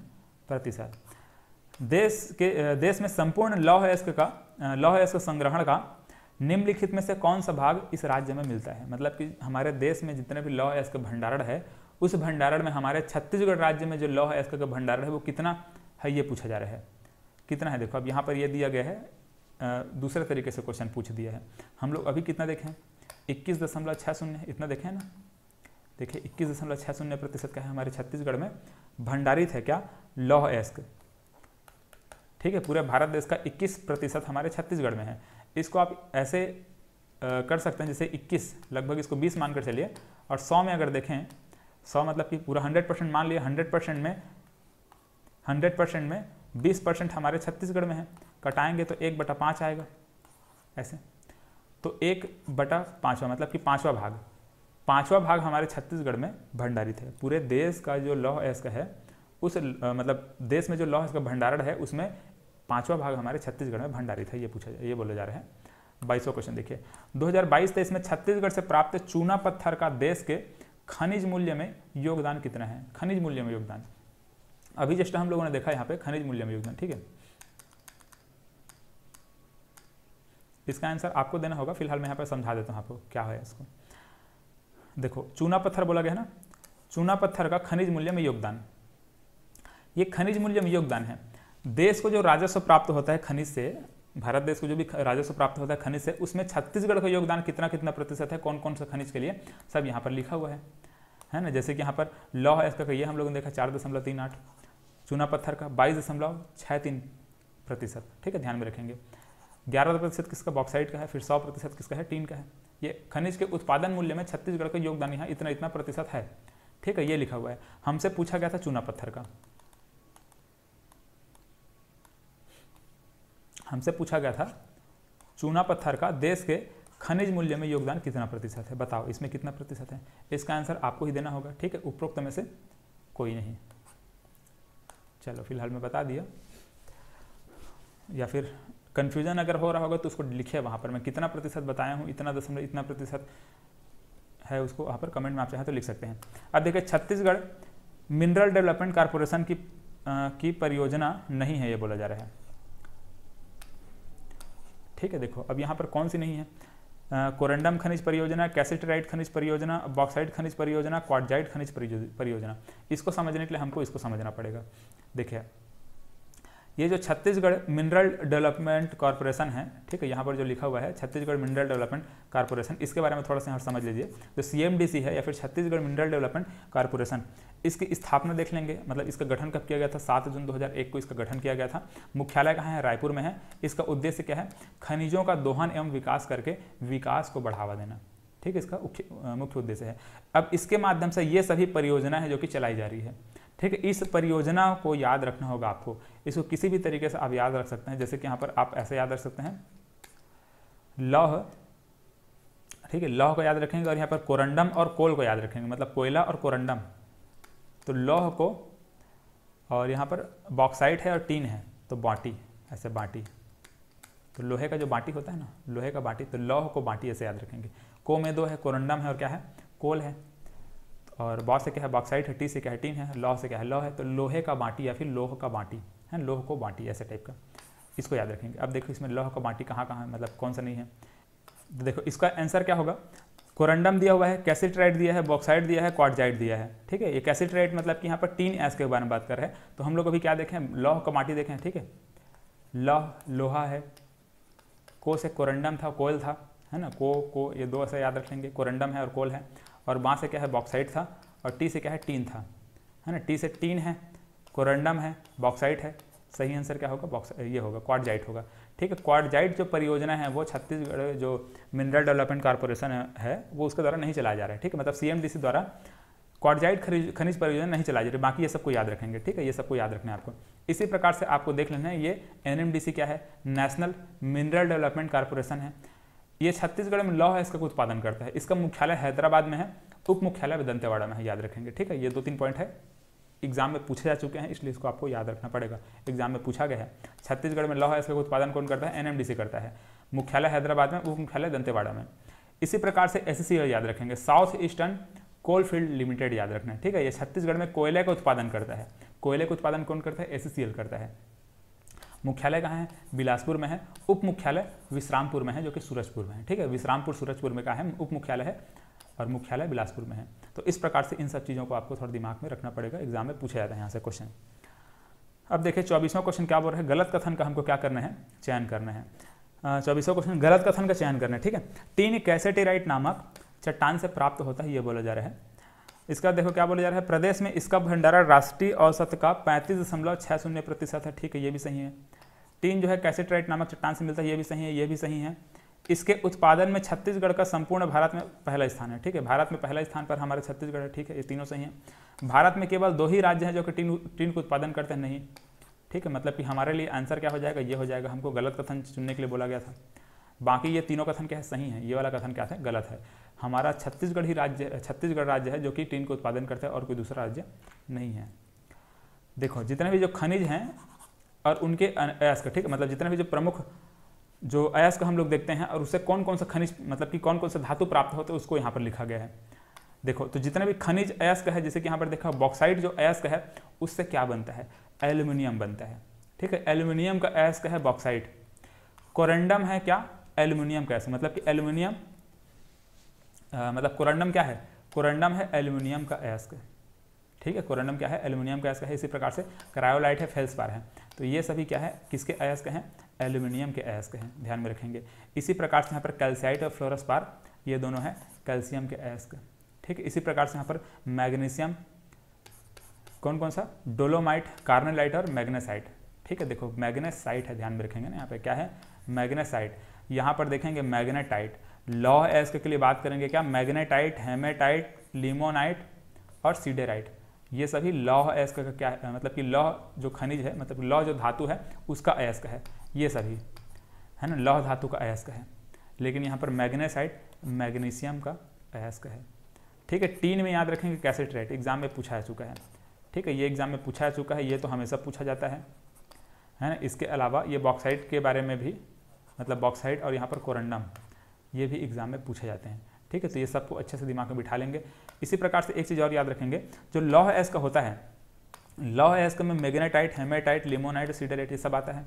सबसे उच्च क्वालिटी का लौह अयस्क मैग्नेटाइट है, हेमेटाइट दूसरे नंबर पे आता है, फिर लिमोनाइट, फिर चौथे नंबर पे सिडरेट आता है। इस प्रकार से लोहे का जो मतलब लौह अयस्क का जो क्वालिटी है उसका यहाँ पर इस प्रकार से परसेंटेज भी नीचे में लिखा हुआ है, जैसे कि परसेंटेज ऑफ आयरन। मैग्नेटाइट में सबसे अधिक आयरन का प्रतिशत होता है, 72% जो आयरन है वो किस में होता है, मैग्नेटाइट में होता है, ठीक है। हेमेटाइट में 69.9% होता है, मतलब लगभग 70% होता है। फिर लिमोनाइट में होता है लगभग 60%, ठीक है, 59.8% के आसपास। फिर सिडराइट में होता है 48%। तो इतने प्रतिशत परसेंटेज ऑफ आयरन है यहाँ पर ये लिखा हुआ है, ठीक है। मतलब कि इस लौह अयस्क में, इन सब लौह अयस्क में कितना प्रतिशत जो आयरन का प्रतिशत है वो यहाँ पर नीचे में लिखा हुआ है। अब देखिए खनिज और अयस्क दोनों में अंतर क्या होता है, यहाँ पर आप लोग इसको सिंपल पढ़ सकते हैं। ऐसे भौतिक पदार्थ जो खान से खोद कर निकालते हैं उसको खनिज बोलते हैं। अयस्क किसको बोलते हैं, जिन खनिजों से धातुओं का निष्कर्षण सफलतापूर्वक किया जाता है उन्हें अयस्क कहते हैं, है ना। जिन खनिजों से धातुओं का निष्कर्षण सफलतापूर्वक किया जाता है उसको क्या बोलते हैं, अयस्क बोलते हैं। तो खनिज और अयस्क में डिफरेंस होता है, ऐसे उसको देख लेंगे, है ना। फिलहाल वैसे एग्जाम में क्वेश्चन अभी तक तो नहीं पूछे गए हैं, सिंपली जानकारी फिलहाल मैं समझा दी वहाँ पर। निम्न में से असुमेलित कथन का चयन करें, ठीक। असुमेलित, देखिए अब कौन सा असुमेलित है। एल्युमिनियम का अयस्क क्रायोलाइट बोल रहा है, मैग्नीशियम का अयस्क कार्नेलाइट बोल रहा है, टीन का अयस्क कैसिटराइट बोल रहा है, लौह का अयस्क मैग्नेसाइट बोल रहा है। इसका असुमेलित कथन यही है। लौह का हम लोगों ने क्या देखा है, मैग्नेटाइट देखा है, मैग्नेसाइट नहीं देखा है। अभी मैं आपको समझा चुका हूँ। मैग्नेसाइट से यहाँ पर मैग्नीशियम का है, लौह अयस्क का क्या देखा है हम लोगों ने, मैग्नेटाइट देखा है। और बाकी क्या है, एल्युमिनियम का क्रायोलाइट सही है, मैग्नीशियम का कार्नेलाइट सही है, टीन का क्या है, कैसिटराइट सही है। अब देखिए छत्तीसगढ़ में उद्योग, ठीक है। यहाँ पर हमारा खनिज वाला टॉपिक कंप्लीट होता है। अब यहाँ पर उद्योग हम लोग देखने वाले हैं। देखिए तो छत्तीसगढ़ में उद्योग, देखो मैं आप लोगों को छत्तीसगढ़ का जो जीएसडीपी में अलग अलग क्षेत्रों का योगदान मैं समझा चुका हूँ, ठीक है। बहुत बार हम लोग उसको देखे हैं। तो छत्तीसगढ़ के जीएसडीपी में जितने भी विभिन्न क्षेत्र हैं उन सबका योगदान हम लोगों ने देखा था। कृषि क्षेत्र का देखा था, उद्योग क्षेत्र का देखा था और सेवा क्षेत्र का देखा था। सभी क्षेत्र का हम लोगों ने योगदान देखा। और कृषि क्षेत्र के अंतर्गत और जो भी फसल है, वानिकी है, मछली पालन, पशुपालन है, खनन उत्खनन, मतलब उद्योग का खनन उत्खनन, इस सब का योगदान कितना प्रतिशत है, कितना प्रतिशत इनका वृद्धि दर है, ये सब चीज़ को हम लोगों ने देख लिया है। अब इसी में हमको 2-3 पॉइंट अच्छे से याद रखना है कि विनिर्माण का, ठीक है, विनिर्माण का योगदान छत्तीसगढ़ के जीएसडीपी में 18.67% है और यह सर्वाधिक है। इस वर्ष अगर देखा जाएगा सबसे अधिक योगदान किसका है छत्तीसगढ़ के जीएसडीपी में, तो विनिर्माण का, ठीक। किस क्षेत्र का है पूछा जाएगा तो क्या है, विनिर्माण का 18.67% क्या है, योगदान है, ये सर्वाधिक है, ठीक। इस पॉइंट को आप लोग अच्छे से दिमाग में बिठा कर रखेंगे। चलो तो अब देखो आर्थिक सर्वेक्षण 2022-23 के अनुसार छत्तीसगढ़ के जीएसडीपी में किस क्षेत्र का योगदान सर्वाधिक है, ठीक है, किसका है, विनिर्माण का है। तो देखो छत्तीसगढ़ का जो उद्योग है, छत्तीसगढ़ के उद्योग ये हम लोग देखते हैं। छत्तीसगढ़ के ये सब उद्योग को मैं आप समझा चुका हूँ आप लोगों को। उद्योग के अंतर्गत क्या क्या आएंगे, खनन उत्खनन आएगा, निर्माण आएगा, विनिर्माण आएगा, विद्युत गैस जल आपूर्ति आएगा, ये सभी आएगा। द्वितीय क्षेत्र की बात करें तो ये खनन तथा उत्खनन को अगर हम निकाल देते हैं इसमें से तो क्या हो जाता है, वो द्वितीय क्षेत्र कहलाता है, ठीक है। इस प्रकार से हम लोगों ने देखा है।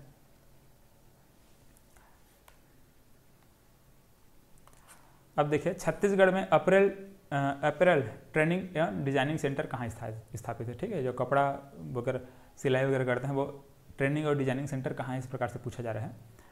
तो रायपुर, भिलाई, राजनांदगांव, सुकमा, ठीक है। इसका सही आंसर है सभी में है, ठीक है, डी इसका सही आंसर है, ठीक है। रायपुर में भी है, भिलाई में भी है, राजनांदगांव में। देखो छत्तीसगढ़ से जब मैप ऐसे वो लोग बनाएंगे तो यहाँ से आप लोग याद रखेंगे राजनांदगांव, फिर जाएंगे भिलाई, फिर जाएंगे रायपुर, तीनों में है।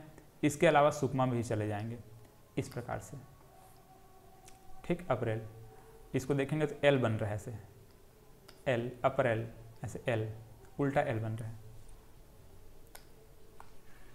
28 में देखिए निम्नलिखित में से कौन सा औद्योगिक विकास केंद्र छत्तीसगढ़ राज्य में सबसे अधिक विस्तृत है। सबसे अधिक विस्तृत कौन सा औद्योगिक विकास केंद्र हमारे छत्तीसगढ़ में, ये बोले जा रहा है। उरला दिया है, सिलतरा दिया है, सिरगिट्टी दिया है, बोराई दिया है। इसका सही आंसर क्या है, सिलतरा है।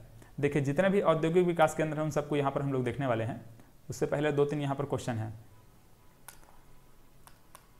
देखो ये जितने भी जो औद्योगिक विकास केंद्र है ना, इस समय हम लोग बात करते हैं 3-4 प्रकार से। जैसे कि यहाँ पर एक तो वृहद औद्योगिक क्षेत्र बात करते हैं, ठीक है, एक क्वेश्चन बचा इसको बाद में देखेंगे। वृहद औद्योगिक क्षेत्र हम लोग देखते हैं 200 हेक्टेयर से अधिक जिसका क्षेत्रफल होता है उसको हम लोग बोलते हैं वृहद औद्योगिक क्षेत्र है। इसी प्रकार से देखते हैं मध्यम औद्योगिक क्षेत्र 100 से 200 हेक्टेयर तक का जिसका क्षेत्रफल होता है इसको हम लोग क्या बोलते हैं, मध्यम औद्योगिक क्षेत्र है।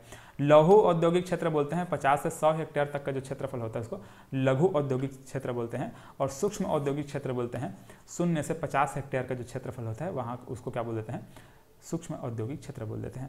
तो इस प्रकार से औद्योगिक क्षेत्रों को इनके क्षेत्रफल के आधार पर वृहद, लघु, मध्यम इस प्रकार से अलग अलग कैटेगरी में बांटा गया है। अब ये जो वृहद औद्योगिक क्षेत्र है ये हमारे लिए इंपॉर्टेंट हो जाता है। इस वृहद औद्योगिक क्षेत्र में सबसे बड़ा पूछा जाएगा आपसे, अगर आपसे सबसे बड़ा, सबसे विस्तृत औद्योगिक क्षेत्र कौन सा है तो सिलतरा याद रखेंगे। अभी जो क्वेश्चन पूछा गया था ना उसका आंसर भी सिलतरा था, हम लोगों ने देखा। सबसे विस्तृत, देखो सबसे अधिक विस्तृत कौन सा औद्योगिक क्षेत्र है तो कौन सा है, सिलतरा है, ठीक है। रायपुर में ये जो औद्योगिक क्षेत्र है सिलतरा वो है। तो छत्तीसगढ़ में जितने भी वृहद औद्योगिक क्षेत्र है उन सबको एक एक बार यहाँ पर देखते हैं।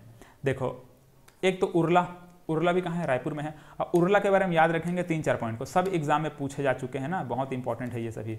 तो प्रदेश का प्रथम औद्योगिक विकास केंद्र है उरला, ठीक है। प्रदेश का प्रथम औद्योगिक विकास केंद्र कौन सा है, उरला है। स्थापना किया गया था 1990 में। सर्वाधिक रोजगार देने वाला औद्योगिक विकास केंद्र कौन सा है, उरला, ठीक है। सबसे प्रथम भी है, सबसे अधिक औद्योगिक जो रोजगार देने वाला है, रोजगार मिलता है जहाँ पर, क्या है, उरला। और इसके अलावा ड्राई पोर्ट की स्थापना यहीं पर की गई है, ठीक है। ड्राई पोर्ट मतलब सूखा बंदरगाह, जैसे बंदरगाह होता है समुद्र किनारे, इसी प्रकार से अगर मतलब स्थल वाले भाग में कहीं पर ऐसे बंदरगाह कर बनाते हैं तो सूखा बंदरगाह बोला जाता है। तो ड्राई पोर्ट की स्थापना एग्जाम में पूछा गया ना, अभी 2022 या फिर 2023 का कोई एग्जाम है व्यापम का, उसमें पूछा गया था। तो ड्राई पोर्ट किस औद्योगिक विकास केंद्र में पूछा जाएगा तो कहाँ है ये, उरला में है। तो 3 पॉइंट याद रखेंगे। प्रदेश का सबसे प्रथम है, सर्वाधिक रोजगार देने वाला है, यहाँ पर ड्राई पोर्ट की स्थापना की गई है। इसके बाद देखिए सिलतरा को, सिलतरा सबसे बड़ा औद्योगिक विकास केंद्र है, मतलब कि सबसे बड़ा विस्तृत बोला जाए फिर बड़ा बोला जाए औद्योगिक विकास केंद्र है, ठीक, ऐसा याद रखेंगे। औद्योगिक विकास केंद्र बोराई कहाँ है, दुर्ग में है। ये तो कहाँ था, रायपुर में, और ये रायपुर में। बोराई कहाँ है, दुर्ग में है। सिलपहरी कहाँ है, बिलासपुर में। सिरगिट्टी कहाँ है, बिलासपुर में है। तो बिलासपुर में 2 है, सिलपहरी और सिरगिट्टी। बोराई दुर्ग में है, रायपुर में 2 है, एक उरला है और एक सिलतरा है। इसको याद रखने के लिए कैसे याद रखेंगे, देखो यहाँ पे है ना, यहाँ पर देखो उरला लिखा है, उरला से पढ़ना उल्टा है ना, उल्टा बोरी में ऐसे, उल्टा बोरी, बोरी जानते हैं ना, धान वान भरने का उल्टा बोरी। तो उल्टा बोरी को उल्टा करके, ठीक है, बोरी को उल्टा करके इसमें गिट्टी भर दी है। क्या भर दी है, गिट्टी भर दी है, ठीक है। इसमें क्या भर दिए, गिट्टी भरे ऐसे। अब इसको यहाँ पर सील दिए, क्या कर दिए, सील दिए हैं। तो सिलतरा और सिलपहरी याद हो गया। तो उल्टा बोरी में गिट्टी भर के हम क्या कर दिए, सील दिए हैं ऐसे। तो ये हमारा वृहद औद्योगिक क्षेत्र में कौन कौन सा आता है, यहाँ से आप लोग याद रख सकते हैं, ठीक है, यहाँ पर याद हो जाएगा आपको। अब देखिए इसके बाद मध्यम औद्योगिक क्षेत्र, 100 से 200 हेक्टेयर तक का जो क्षेत्रफल होता है जहाँ का, उसको हम क्या बोलते हैं, मध्यम औद्योगिक क्षेत्र बोलते हैं। इसमें कौन कौन सा आता है, एक तो भनपुरी में है, ठीक है, औद्योगिक क्षेत्र भनपुरी जो कि रायपुर में है। हथखोज भिलाई में है। और औद्योगिक क्षेत्र मेटल पार्क है, रायपुर में है। तो रायपुर में 2 है, मध्यम में ये और ये, बाकी ये भिलाई में है। इसके बाद लघु में, अब ये कहाँ कहाँ है उसको बस याद रखेंगे, कौन सा लघु है कौन सा मध्यम, अब यहाँ पर रटने की जरूरत नहीं है, वृहद को बस याद रखेंगे, ठीक है। तो लघु औद्योगिक क्षेत्र में कहाँ कहाँ है, एक तो ग्राम लखनपुरी में है, कांकेर में है ना। औद्योगिक विकास केंद्र तिफरा है, बिलासपुर में। नैनपुर गिरवरगंज है ना। इसको ये कहाँ है, ये जहाँ तक मुझे याद है सरगुजा में, ठीक है। सरगुजा में जहाँ तक इसको लेते हैं, सरगुजा सूरजपुर, सरगुजा में लेते हैं इसको, ठीक है। नैनपुर गिरवरगंज। फूड पार्क बगौद धमतरी में है। बिरकोनी महासमुंद में है। महरूम कला राजनांदगांव में है, ठीक है। इसको आप लोग देख करके बताएंगे नैनपुर गिरवरगंज कहाँ लिया जाता है, सूरजपुर में या फिर सरगुजा में, इसको आप लोग देख कर बताएंगे। जहाँ तक मुझे याद रहे सरगुजा में इसको लिया जाता है, ठीक है। बाकी मैं कमेंट में पिन कर दूँगा, उसको कमेंट कर दीजिएगा आप लोग, ठीक है। सूक्ष्म औद्योगिक क्षेत्र, सूक्ष्म औद्योगिक क्षेत्र 0 से 50 हेक्टेयर तक का है। अब ये कौन कौन सा है, यहाँ पर इसको सबका नाम लिखा हुआ है, कौन कौन से जिले में है ये भी लिखा है, इसको आप लोग पढ़ लेंगे, ठीक है। रावा भाटा रायपुर में, तेंदुआ रायपुर में, आमा सिवनी रायपुर में। तो ये सब का नाम आप लोग इस प्रकार से पढ़ करके इसको समझ जाएंगे, ठीक है, इसमें ज़्यादा समय बर्बाद नहीं करेंगे। अब देखिए एक दो क्वेश्चन, जैसे कि CGPSC प्री 2022 में क्वेश्चन पूछा गया था। छत्तीसगढ़ के आर्थिक सर्वेक्षण 2022-23 के अनुसार वर्ष 2022-23 में स्थिर मूल्यों पर छत्तीसगढ़ की अर्थव्यवस्था के किस क्षेत्र में वृद्धि दर सबसे कम रही? ठीक है, वृद्धि दर सबसे कम रही। ठीक है, ये पूछा गया था CGPSC 2022 में। तो अब इसका अभी हम लोग अगर बात करते हैं 2000, देखो ये जो भी डेटा है ना, मैं अभी 2000 आर्थिक सर्वेक्षण 2022-23 के डेटा के आधार पर लिखा हूँ। पिछले वर्ष अगर पूछा गया क्वेश्चन को देखोगे तो यहाँ पर 2021-22 लिखा रहेगा, लेकिन इसको मैं यहाँ पर चेंज करके अभी के वर्तमान डेटा के आधार पर मैं इसको आपको समझा रहा हूँ। तो इसका सही आंसर क्या है? स्थावर संपदा। देखो यहाँ पर वृद्धि दर पूछा है और सबसे कम पूछा है। ठीक है, सबसे कम वृद्धि दर, ये वाला क्षेत्र हम लोग क्या देखते हैं? वृद्धि दर देखते हैं। सबसे अधिक वृद्धि दर किसका है? व्यापार एवं होटल का है। और सबसे कम वृद्धि दर किसका है? स्थावर संपदा का है। 1.64% क्या है? वृद्धि दर है, न्यूनतम वृद्धि दर है। किसका? स्थावर संपदा का। तो ये इसका आंसर है। ये एग्जाम में पूछे गए हैं, ऐसे टाइप के प्रश्न पूछे जाते हैं, इसको देख लीजिएगा। सबसे अधिक वृद्धि दर किसका मैंने बताया? इसका होटल एवं व्यापार, व्यापार एवं होटल और जो भी अन्य यहाँ पर आता है वो सबका। व्यापार और होटल बस याद रखेंगे ऐसे। योगदान में पूछा जाएगा सबसे अधिक योगदान किसका है? विनिर्माण का है। सबसे कम योगदान किसका है? भंडारण का है। ठीक है, भंडारण का न्यूनतम योगदान है। ठीक है, एग्जाम में पूछा गया क्वेश्चन है। अब देखिए इसको भी, छत्तीसगढ़ के आर्थिक सर्वेक्षण 2022-23 के अनुसार वर्ष 2022-23 में स्थिर मूल्यों पर छत्तीसगढ़ की अर्थव्यवस्था के किस क्षेत्र में वृद्धि दर सर्वाधिक रही? सर्वाधिक वृद्धि दर को पूछ दिया है। व्यापार, होटल एवं जलपान गृह। देखो व्यापार, होटल एवं जलपान गृह, इसका क्या है? सर्वाधिक वृद्धि दर है। इसी प्रकार से आपसे पूछा जा सकता है योगदान, ये तो वृद्धि दर वाला है। इसी प्रकार से योगदान पूछा जाएगा, तो ये दोनों को याद रखेंगे। अधिकतम विनिर्माण का, सबसे कम भंडारण का। चलिए अब इसके बाद हमको समझना है बजट। ठीक है, बजट को समझना है।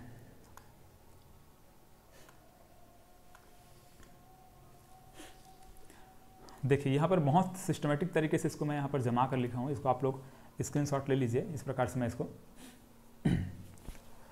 ठीक है स्क्रीनशॉट लेकर के इसको रख लीजिएगा। अब देखिए इसको समझते हैं। बजट 2022-23 यहाँ से क्वेश्चन पूछा गया है। कैसे क्वेश्चन पूछा गया है? ये क्वेश्चन पूछा गया था। छत्तीसगढ़ के बजट अनुमान 2022-23 के अनुसार कुल राजस्व प्राप्ति में कर राजस्व का योगदान वित्तीय वर्ष 2022-23 में कितना है, यह बोला जा रहा है। ठीक है, मतलब देखो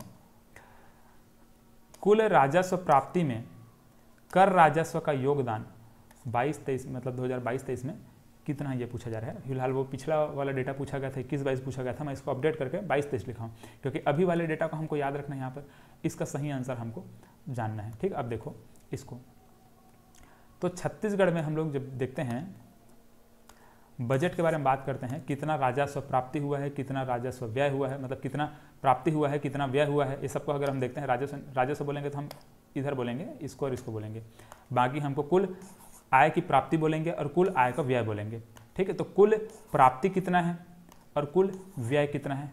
ठीक, इस प्रकार से यहाँ पर लिखा हुआ है। देखिए यहाँ पर 1 2 3 4 5 6 5 मतलब कि 1,04,000.25 करोड़ रुपए का क्या हुआ है, छत्तीसगढ़ को कुल आय प्राप्त है। ठीक है, छत्तीसगढ़ कुल आय की प्राप्ति कितनी है? इतनी है। कितनी है? कितना जीरो हम लोगों ने देखा है? 5, मतलब कि 1,04,000 है ना, 1,04,000.25 करोड़ रुपए। इतने रुपए का क्या है? छत्तीसगढ़ का कुल आय की प्राप्ति है। जो कुल व्यय है, ठीक है, मतलब कुल व्यय अगर पूछा जाएगा, कुल व्यय कितने रुपए का है, तो इसमें हम क्या बोलेंगे? 1,04,000.03 करोड़ रुपए का क्या है, ये छत्तीसगढ़ का कुल व्यय है। ठीक है, तो करोड़ में है और यहाँ पर लाख में लिखा है। 5 जीरो है, देखो यहाँ पर 1 2 3 4 5 जीरो मतलब किसी से लाख बोलेंगे। 1,04,000.03 करोड़ रुपए का क्या है, ये कुल व्यय है। तो छत्तीसगढ़ कितना आय प्राप्त हुआ, कितना छत्तीसगढ़ का व्यय हुआ है, वो दोनों यहाँ पर लिखा गया है। अब देखिए इन सब में दो भाग में इसको हम बांट देते हैं। एक तो राजस्व प्राप्ति होता है, ये कुल आय में क्या होता है, एक तो राजस्व प्राप्ति होता है, एक तो पूंजीगत प्राप्ति होता है। ठीक है, मतलब अगर कोई संपत्ति वगैरह बेच भांज करके अगर कोई मतलब आय प्राप्ति हुई है उसको हम पूंजीगत प्राप्ति बोल देते हैं, और राजस्व वसूल करके जो आय प्राप्ति हुई है उसको हम क्या बोलते हैं, राजस्व प्राप्ति बोलते हैं।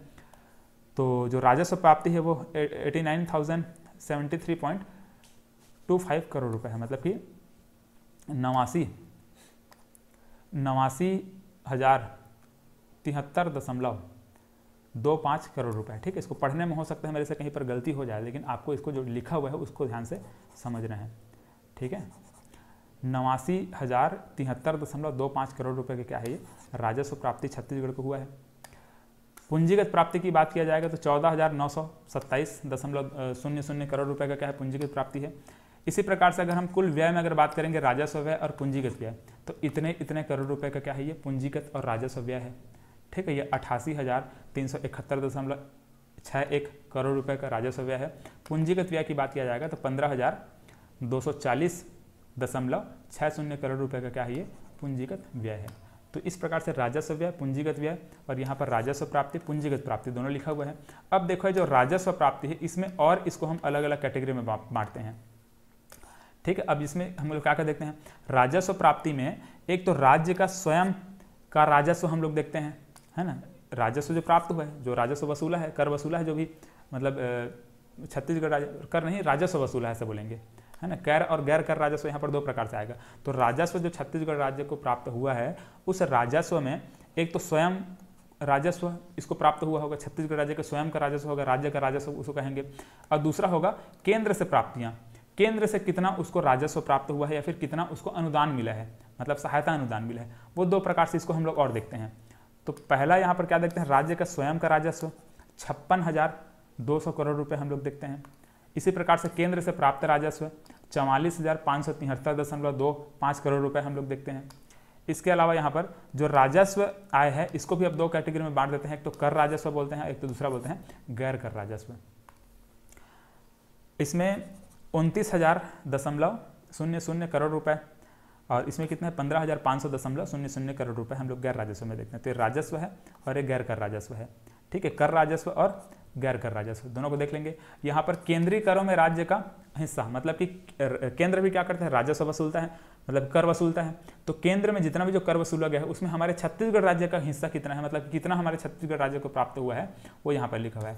तो 27,823.25 करोड़ रुपए हमारे छत्तीसगढ़ का हिस्सा है। ठीक है, केंद्रीय राजस्व मतलब केंद्र के कर राजस्व में। ठीक है, केंद्र के कर राजस्व में हमारे छत्तीसगढ़ राज्य का हिस्सा इतना है।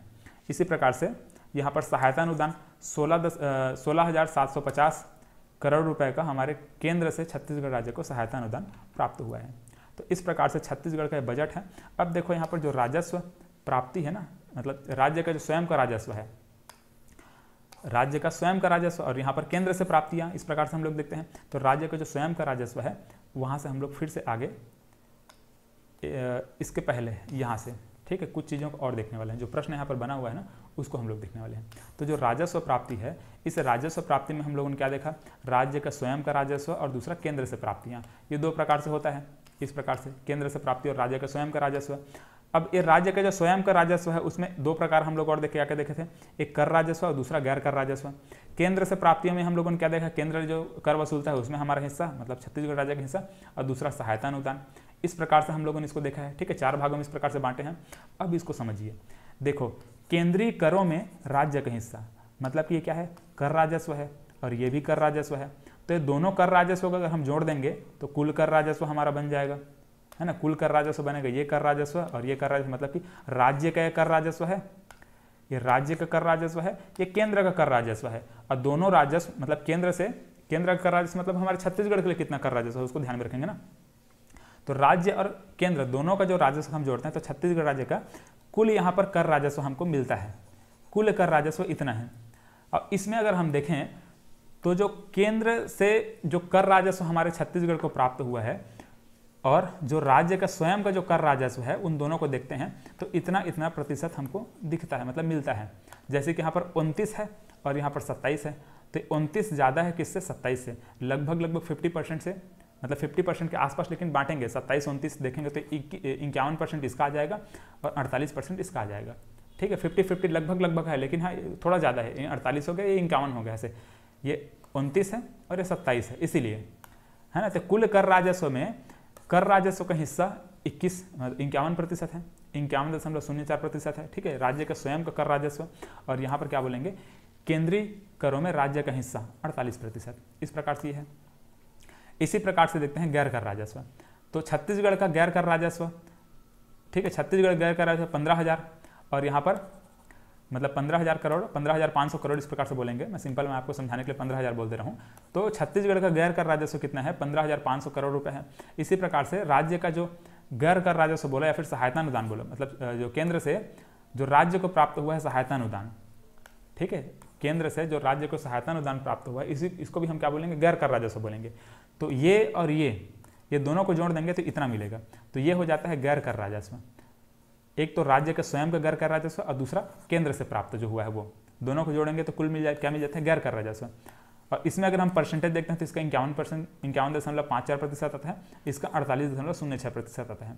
तो ऐसे टाइप के इसको बांटा गया। जैसे कि यहाँ पे देखो ये 16 है और यहाँ पर 15 है, तो 15-16 इसमें देखेंगे तो 16 वाला ज़्यादा है, मतलब कि 51% इसका, 48% इसका।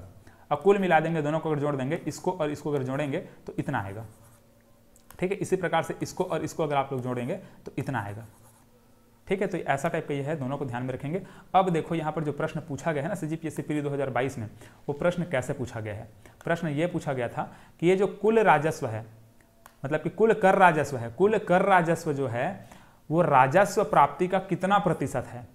ये जो कुल कर राजस्व है वो इस राजस्व प्राप्ति का कितना प्रतिशत है, ये पूछा गया है। देखो, वित्तीय वर्ष 2022-23 में छत्तीसगढ़ के कुल राजस्व प्राप्तियों में कर राजस्व का योगदान कितना प्रतिशत है, 63.79% है। इसको आप कैसे निकालेंगे, मतलब कि अभी समझाने हैं मेरे को, निकालने का हमारा मतलब नहीं है, यहाँ पर लिखा भी हुआ है नीचे में, यहाँ पर मैं लिख दिया हूँ कैसे निकालना है उसको। ठीक है, कैसे निकालना है, ये जो कुल जो राजस्व प्राप्ति है, छत्तीसगढ़ राज्य का जो राजस्व प्राप्ति है, ये राजस्व प्राप्ति, इस राजस्व प्राप्ति में कुल कर राजस्व का हिस्सा इतना प्रतिशत निकलता है। देखो ये इसको हम लोग क्या किए, ऊपर में लिखा हूँ, ये ऊपर लिखा है गुणित 100 किया हूँ, प्रतिशत बोल रहा है इसलिए, और नीचे में क्या लिखा हूँ 89, देखो ये वाला डेटा लिखा हुआ है। तो इस प्रकार से मैं इसका प्रतिशत निकालूंगा तो हमको 63.79% मिलता है। मतलब कि इसमें इसको अगर देखूंगा तो हमको 63.79% ये मिलता है। मतलब कि राजस्व प्राप्ति में, मतलब छत्तीसगढ़ राज्य का राजस्व प्राप्ति में या फिर कुल राजस्व प्राप्ति में ये कुल कर राजस्व जो प्राप्ति है वो कितना प्रतिशत है, 63% है। इसी प्रकार से हम ये कह सकते हैं ये जो छत्तीसगढ़ राज्य का जो कुल राजस्व प्राप्ति है उसमें गैर कर राजस्व प्राप्ति कितना है, तो वो 36% है ना, 36.21% है। तो ये 63.79 और 36.21% को याद रखेंगे। ठीक है, तो इस प्रकार से ये है, मेरे ख्याल से ये समझ में आ गया होगा। नहीं समझ में आया होगा तो वीडियो को फिर से एक बार, जहाँ से मैं ये बजट समझा रहा हूँ उसको फिर से देखिए, क्योंकि ये समझना बहुत जरूरी है। सीजीपीएससी यहाँ से क्वेश्चन पूछ रहा है, मतलब वो पूछेगा। ये बजट का यही 2 स्लाइड है, ये एक स्लाइड और दूसरा ये स्लाइड, यही 2 स्लाइड है जहाँ से प्रश्न बनता है। इसको आप समझ गए, पूरा का पूरा समझ जाएंगे। छत्तीसगढ़ का बजट देखते हैं जिसमें हम कुल प्राप्ति देखते हैं और कुल व्यय देखते हैं, मतलब कुल आय देखते हैं और कुल व्यय देखते हैं। अब जो कुल आय है उसमें हम लोग तो राजस्व प्राप्ति देखते हैं, मतलब कुल जो प्राप्ति है उसमें हम क्या देखते हैं, राजस्व प्राप्ति देखते हैं और पूंजीगत प्राप्ति देखते हैं। 2 प्रकार से देखते हैं। पूंजीगत प्राप्ति तो ठीक है, उसको छोड़ो, व्यय को भी इधर छोड़ो, लेकिन अब हमको देखना है राजस्व प्राप्ति को। तो जो राजस्व प्राप्ति होता है ना, ये जो राजस्व प्राप्ति है, इस राजस्व प्राप्ति में एक तो होता है राज्य का स्वयं का राजस्व प्राप्ति और दूसरा केंद्र से प्राप्ति। मतलब कि एक तो राज्य का प्राप्ति स्वयं का और दूसरा केंद्र से प्राप्त करता है। वो केंद्र कुछ देता है, या तो कर राजस्व देगा या तो सहायता अनुदान देगा। तो अब राज्य का जो स्वयं का राजस्व है उसमें कर राजस्व इतना है और गैर कर राजस्व इतना है। केंद्र से जो प्राप्त होता है उसमें कर राजस्व इतना है, सहायता अनुदान इतना है ना। इन सब को अगर इस प्रकार से देखोगे, ये चार्ट को अच्छे से ध्यान से समझोगे तो इतना इतना प्रतिशत ऐसा ऐसा निकलता है। और इसी में प्रश्न हमसे पूछा गया था कि राजस्व प्राप्ति में कर राजस्व का राजस्व प्राप्ति में कुल कर राजस्व का हिस्सा कितना है। ठीक है, कुल कर राजस्व का हिस्सा कितना है, मतलब कि यहाँ पर राज्य और केंद्र के द्वारा जो कर प्राप्त हुआ है, मतलब कि राज्य और केंद्र दोनों को मिलाकर यहाँ बोले जा रहे हैं कुल कर राजस्व का हिस्सा कितना है। तो कितना है, ये 63 है और ये 36 है। इस प्रकार से बजट को हम लोग समझते हैं। बजट बहुत इंपॉर्टेंट है, एग्जाम में पूछे गए हैं, मतलब फिर से इस बार पूछा जा सकता है। चलिए, और इसका जैसे कि ये एक हम ये आगे का बजट देखते हैं। ठीक, बजट अनुमानित देखते हैं, मतलब कि ये 2023-24 का ये बजट हमको इस प्रकार से ये और देखने को मिलता है। लेकिन यहाँ से प्रश्न अभी नहीं बन रहा है। ठीक है। बजट अनुमान हम लोग देखते हैं इस प्रकार से, इतना इतना बजट हमारा रहने वाला है, ऐसा टाइप से अनुमानित यहाँ पर बताया जाता है।